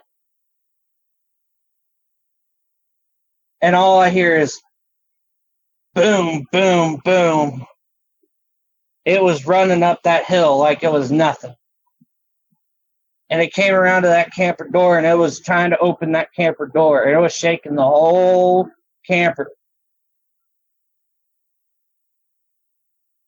And it would do this for a good 2 minutes. It would try to shake the camper door and try shaking it open and everything. And then it would walk into the window where I would normally sleep on, where that dining room table sat that felt breathe. But it was like trying to open the door, but it would shake the whole camper. And then it would do that for 2 minutes, and then walk over to the window that overhung where my bed would be, where usually the dining table would be in this camper, but it was folded down for me to have a bed. It would look in the window frankly. You heard it was like a low growl. It was like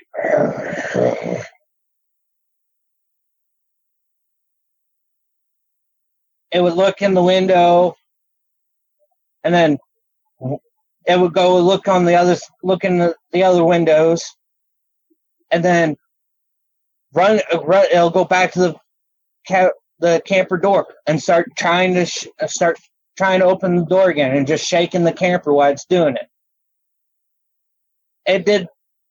It did this most of the night until about early morning. And about 3:30, 4 o'clock comes around. It finally lets out this guttural, blood-curdling, woman demonic scream or howl or whatever. It sounded like it came from like the Exorcist movies. And then all you could hear in the distance, after it let out that, it was boom, boom, boom, and back into the woods and disappeared. I didn't hear it.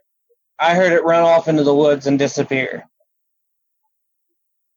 But when I was looking at it before I dipped and went into the camper, it kind of had it was like a bodybuilder's upper body.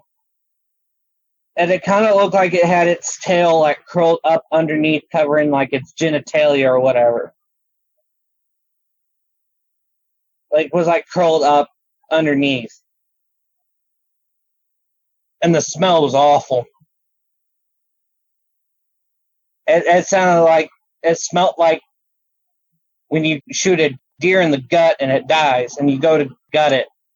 It smelled like that, but 10 times worse.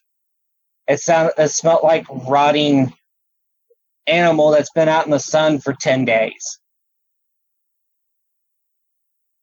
So, my third encounter happened when I was with a buddy of mine. He was coming to Jerseyville to pick me up. He lived in Campsville, so we did our little road trip where we talked about personal stuff, and he would ask me for advice on some things and vice versa. And his car was it was like a little Chevy car. It was red. It had 4 doors and it had a back seat with a baby seat in the back. Because at the time, the girl he was with had a baby, so he had a baby seat in the back. And he lived in Calhoun County. So we would go take these back roads to go up towards Eldred and over to the Campsville Ferry. That would take us across the Mississippi. I think it's either the Mississippi or the Illinois River. I could be either one. I don't know. I think it might have been the Illinois River. But I could be wrong. I don't know. It's been a while since I've been over in there. Anyway, it was like kind of in the middle of the night.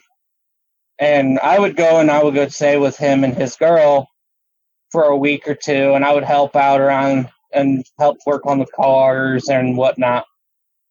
So we're driving these not really dirt road country roads.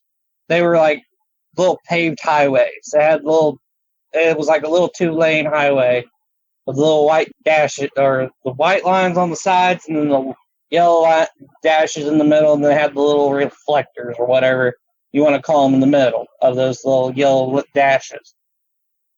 We were in between Eldred and the ferry, and the light post only lit up where they had roads connected, so there was only light post on roads that would cross section or tee off going in either left or right, and those could be every bit of 2 miles, 5 miles apart from each other.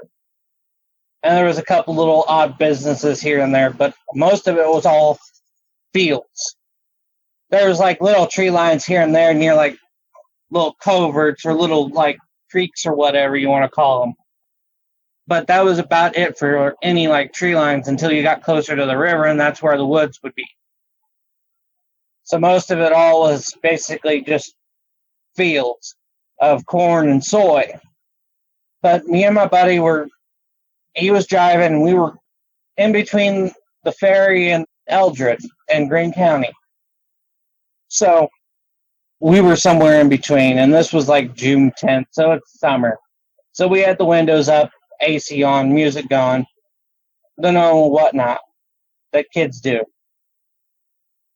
So about the halfway point between the ferry and Eldred, I see it looks like off in the distance, hyenas, jacked up steroid like hyenas.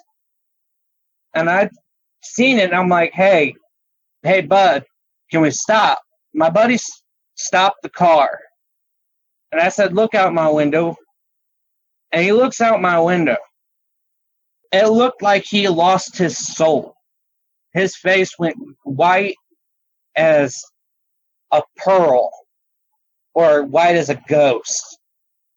And he goes, what in the freaking heck is that? I said, I don't know.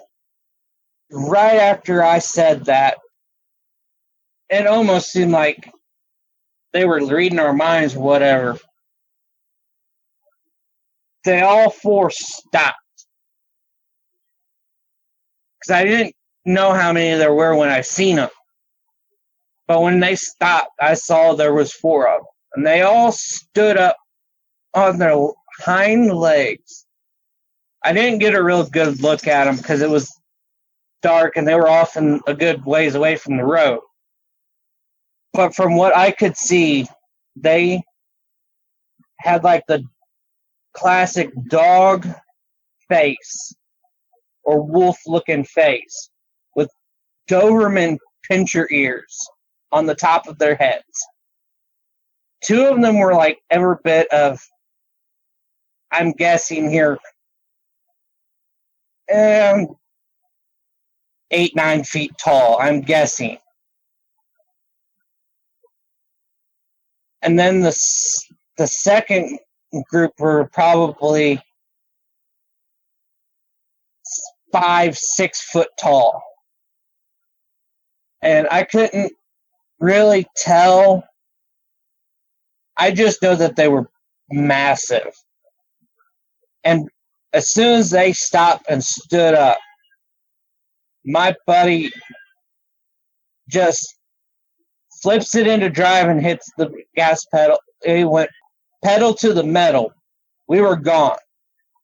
We were about, I would say, because where we stopped was underneath like a street light. Because there was like a road that went off to our right on the driver's side. So, after we saw them stand up, and before they had those things from a distance had a chance to react or come towards the vehicle, we were already gunning it. And then I don't know if it's like was the pack leader or the leader of the hunt or whatever you want to call the thing. After we were about 100, I would say 150 yards away from, give or take, I'm guessing, away from this light pole, this thing darts up and stands underneath the light pole, watching us leave. I don't know if it was making sure we didn't turn around and come back, making sure we were gone. I'm not sure. But when it got underneath the light, I could see it had like the classic dog legs. And then it had it looked like a tail or whatnot, tucked up and underneath, like where behind and General Talia would be. And it was black. I don't know what the other color of the other three in the pack were, or whatever they were doing. I don't know. They were probably hunting deer, because I seen deer before I seen them. So they were probably hunting. But it was black. It kind of had like matted fur like on its arms, and it had like the classic raccoon hands with the long nails. And they looked like black daggers. Classic dog legs, had the upper body of like a bodybuilder on steroids. Its eyes were like kind of like a goldish color. But that's about all I can remember for detail wise from seeing this thing. Because my buddy refused to stay around and find out, which I don't blame him.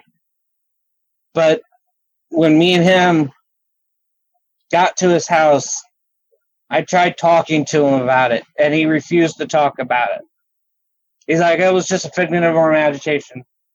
And he was just making every excuse and every way of dismissing it because he didn't want to talk about it, which I quit crying. So this was right after my third encounter. And my third encounter happened June 10th of 2015. But this was June 20th. My buddy's girlfriend, her daughter was sick, and we needed to go to the hospital and get her checked out and everything. But my buddy had to work that next day, but she didn't like driving alone. Especially at night with a kid, I volunteered to go because I had to stop by my house in Jerseyville anyway and get some, I think, clothes because I was going to do something or help them do something that day. I don't remember what. So she was driving, I was in the passenger seat, and then she had her daughter in the car seat behind the driver's seat. And it was the little red car, little Chevrolet car with 4 doors and so on. Same car from third encounter. So we're probably at I would guess, the halfway mark between Hardin and Campsville. This road was not as well lit. So the only light you really had was the occasional house, and that could vary from 2 miles, 5 miles, 10 miles apart from each other. So you didn't really have the light from the houses to light up the road on some of these parts, except for the headlights of your car. And it happened to be on one of those stretches where it had like the incline, had the guardrail on the riverside, and then it had like a rocky thing. We were driving, I had my window cracked because I was smoking a cigarette. I didn't notice at first the silence, because me and her were talking and the baby was asleep. So me and her were talking, and then as we were coming up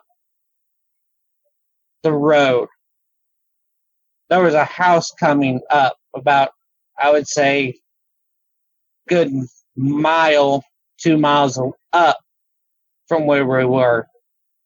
And they had a street light on their driveway. But there was still like a good, 90-degree incline or so going down towards the river. As we're coming up to this house, we see, it looked like 4 shadows of like these giant bodybuilding builders, like standing in the road. She thought they were people at first. But as we got closer, I would say the front end of the car from these things, when we stopped, was every bit of 10 feet away from them. So the front of the car was 10 feet away from these things. And these things were like standing kind of in a line facing towards where we're coming from. Like they already knew we were coming. And that's when I got the smell of rot. And it's coming through the AC vents, like when you go over a dead skunk. It's coming through the AC vents. It was coming through the cracked window. She turned white as a ghost. And I was trying to stay calm because I just had I don't know, I weirdly decided to be, like, I don't know, I was with having her and then the kid the baby in the car, I just instinctively figured one of us needs to be calm in this situation. Even though I was terrified beyond all reason. But they all were standing in like a perfect line crossing this road, facing towards us. They had the wolf, like a timber wolf face, and then it had like the ears of Doberman pinchers on top of their heads. One was 10 foot, 11 foot tall. Then the next one was slightly smaller in build, like it looked like kind of like a female build. And this would be the second biggest one, sat about a little bit shorter than the first one. I would say maybe 9 foot tall, 8 foot tall. It could have been bigger, it could have been smaller. I don't know. And then they had two smaller ones that were about 6. I would say they were more like 7 foot tall. And they were pretty big, like an actual male bodybuilder big. The two smaller ones, they were kind of like a brownish black color. They weren't as like matted as the two bigger ones, with like the caked dried blood and stuff on their fur, and their teeth were more white, like pearly white. And they had the same wolf, dog-like face with the Doberman pinscher ears. They had it looked like their tails tucked up and underneath, covering like their genitalia. But they weren't like bushy. They were kind of like, they looked like a normal like dog tail that you would like see on like a wire-haired terrier, or just by the poof of it, of the tail. And then they had like, the classic dog or cat-like legs on the bottom halves. And then they had like, they looked more like you would think like your classical werewolves like from Skyrim or Van Helsing, based on size and appearance. And then the bigger ones looked, I think it was a female. I am not 100% sure, because as a nature lover, there's a lot of species where the females tend to be smaller than the males or whatnot. But it looked like it had more of a like feminine animal size, because it wasn't like as big as the male. I would say it was like about half the size of the big male. And it had a big kind of black bushy tail, and it had like the matted blood caked to its like forearms, and they all had raccoon hands with dagger long. I would say they were probably 7-8 inches long, the claws. And then the fingers were, looked like giant raccoon hands. And like I said, it had more of like a feminine body build. Like the female bodybuilder look, just kind of a little bit bigger than your average female bodybuilders. And the arms on these things could reach out and literally, like, at least on the bigger ones, if they wanted to grab the car, they could, because they had long enough arms to grab the front bumper and pull the front bumper of this car and hold the car. And the little ones, I would say, probably had half the arm length. And then the bigger one It was a male. Because it was not afraid to show off its genitalia. I'm not going to go into details, but it was massive, as well as it being massive in general, body-wise. And the bigger ones had more of like a darker black with the matted blood and visceral on their face and their arms and hands. I would say it was about a minute or two before I didn't take my eyes off of it, but I said to my friend, we need to reverse and get out of here.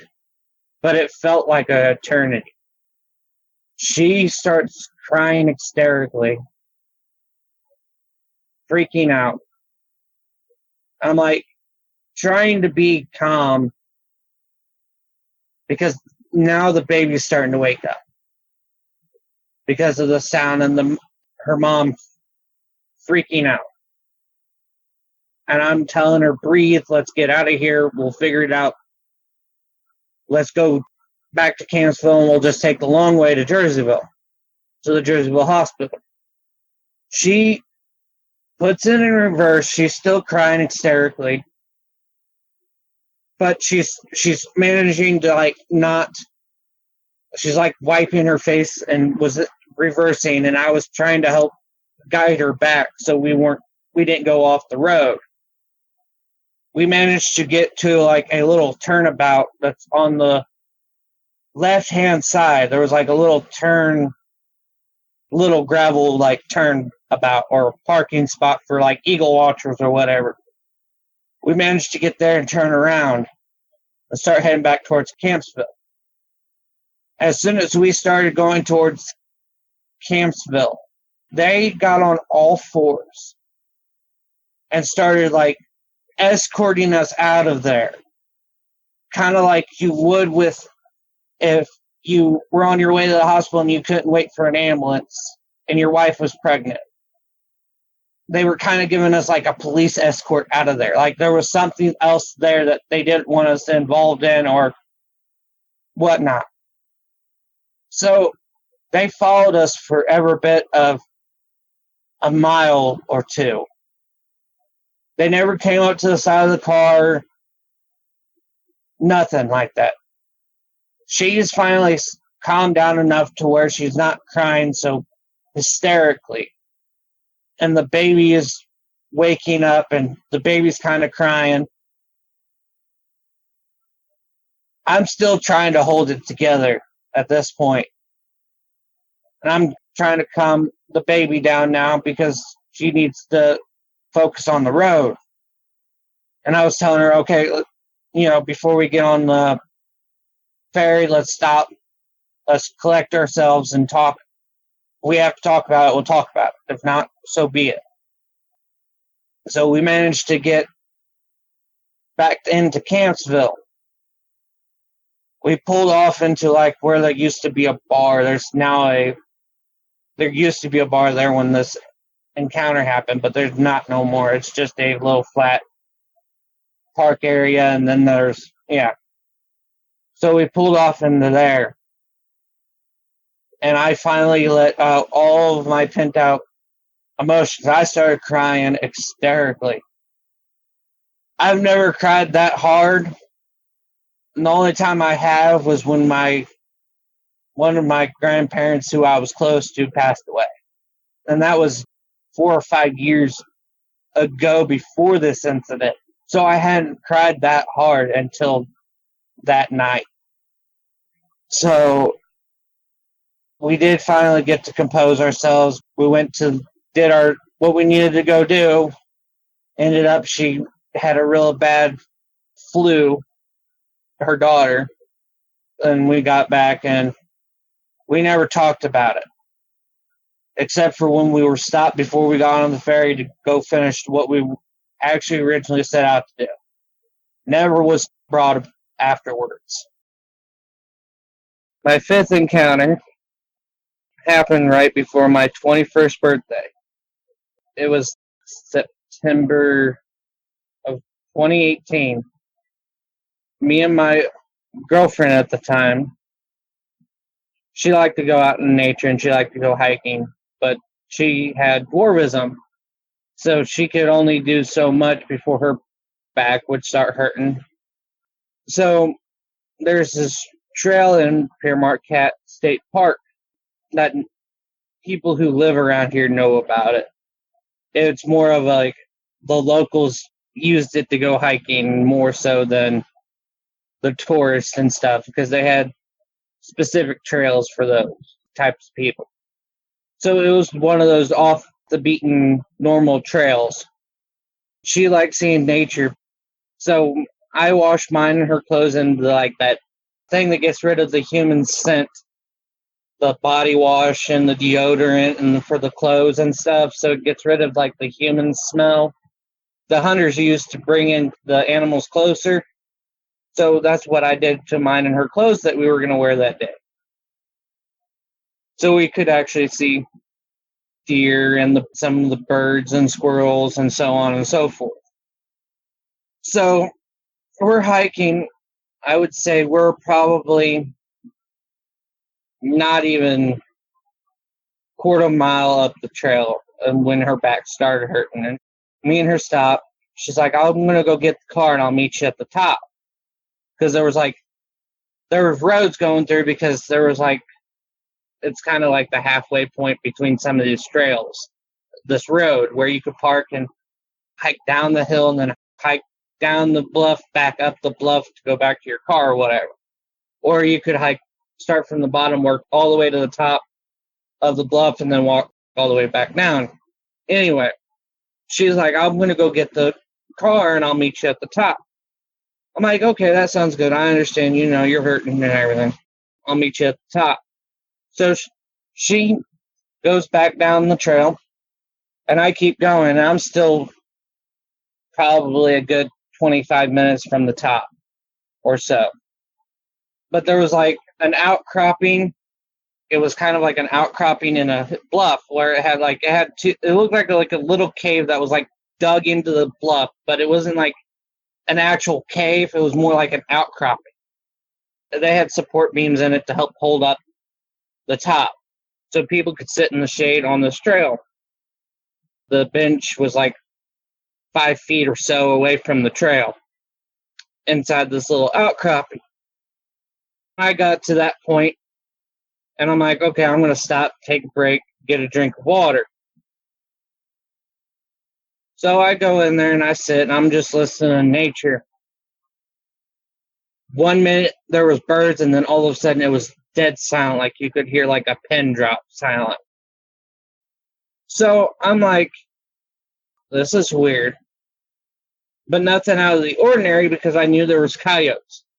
I grew up in this area. I knew there was coyotes. And coyotes aren't dangerous unless they're in a pack or it's a mother. So I'm like, okay, it must be just a coyote or a pack of coyotes just passing through. They're not going to bother me in this outcropping because I'm not going to make any noise or give them any reason to bother me.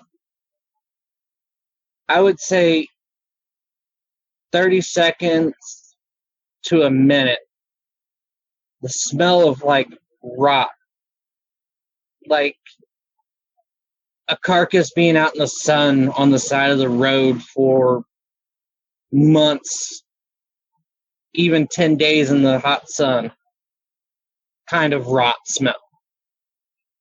And when I smelt it, my blood went cold. I felt like my soul was getting sucked out of my body. And the smell kept getting stronger and stronger. And then next thing I hear on top of the smell was boom, boom, boom. Like elephants walking kind of sound. It was shaking the ground. It was shaking the top of the outcropping. And I just hear it, and it starts walking over top of this outcropping. And I'm like, I'm too scared to leave this outcropping or to run when I first smelt it. I'm like, I'm going to be better off staying right here. I think that was just the primal instinct of be like, you're better off not trying to run because then that makes you look like prey. And if you make any noise, you're going to be prey.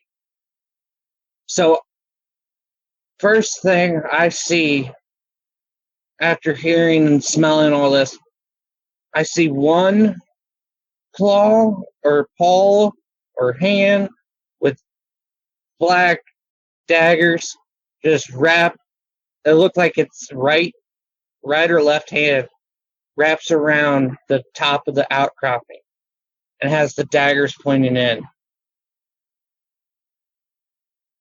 I stopped breathing. And then the other hand comes around that top of the outcropping. And then I see its head start coming down. And it kind of peered into the outcropping. And it was sniffing the air as it was looking into the outcropping. And it had like the wolf-like face. Its eyes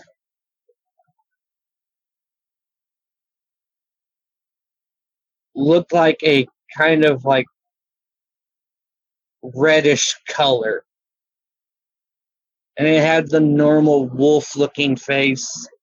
Had like the Doberman pincher ears on top. But they were kind of more, they weren't up. They were slanted back.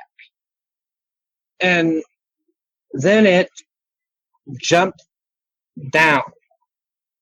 And it shook the top of this outcropping. Like a little a rock, probably the size of like a quarter, fell and hit me in the head. But I couldn't react because my body just went into instinctive, be like the rest of everything around you, be silent, be still.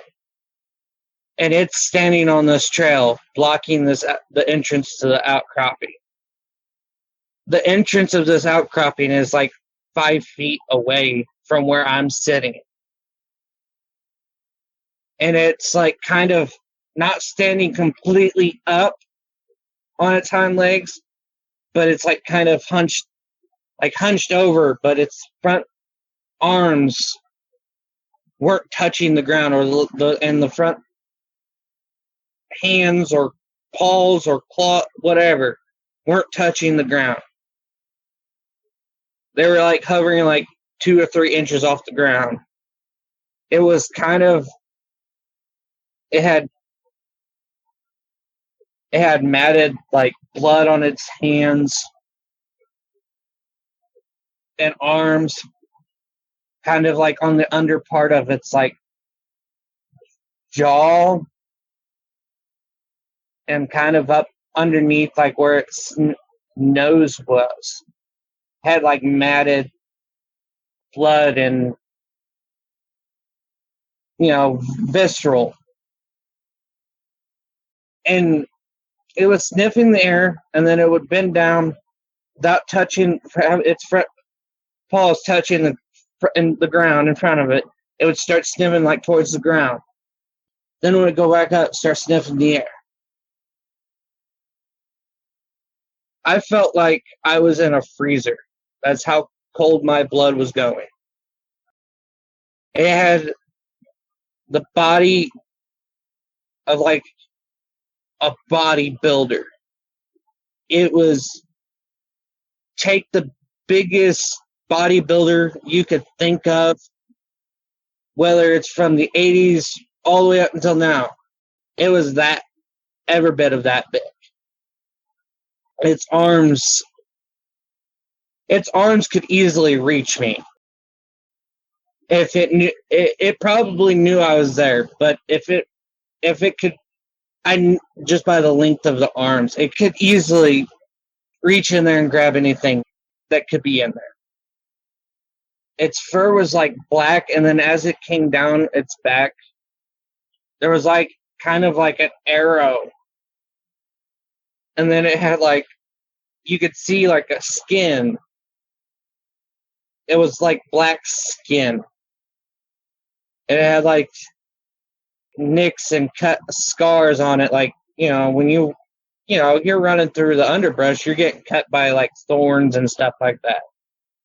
And if it being that big, it probably is hitting sticks and stuff too, and it's probably scratching it and leaving scars, and whatever it's hunting could also put up a fight and leave you scars. So then it comes down, and it basically had a strip of fur lining its spine. And then it went into its like tail, and it was kind of like a wolf tail, but not as bushy. And then down to its lower parts, it had like the dog-like legs, and its genitalia were huge, and it was a male. Its teeth were like yellowy white, stained a little bit. If it was standing completely straight up, it was probably easily 8-9 feet tall. But it was like kind of hunched over, so I don't really know. And it sat there, it felt like an eternity, sniffing the air and then sniffing the ground. Even if I wanted to run, I couldn't go nowhere. I was enclosed. I had rock walls of this outcropping on either side, and I had a wall behind me, and the only entrance is where this thing was standing. And like I said, it stood there, and it felt like an eternity. It could have been easily 5 minutes, but it felt like an eternity. And then it finally caught whatever scent it was looking for and took off. I still stood there. You could still smell it. And as the smell started fading away, once the smell faded away, I was like, started breathing again. And then slowly the birds started coming back, and you started hearing the normal nature sound. And as soon as I started hearing the birds chirping and the nature sounds coming, I grabbed my stuff and I just ran up the rest of the way. And then as soon as I got in the car, she was asking me, "What's wrong?" I'm like, "I don't want to talk about it. Even if I told you, you wouldn't believe me anyway." And me and her had a big old argument in the car because I wouldn't tell her. Then we finally left and started going home. And that was my last encounter.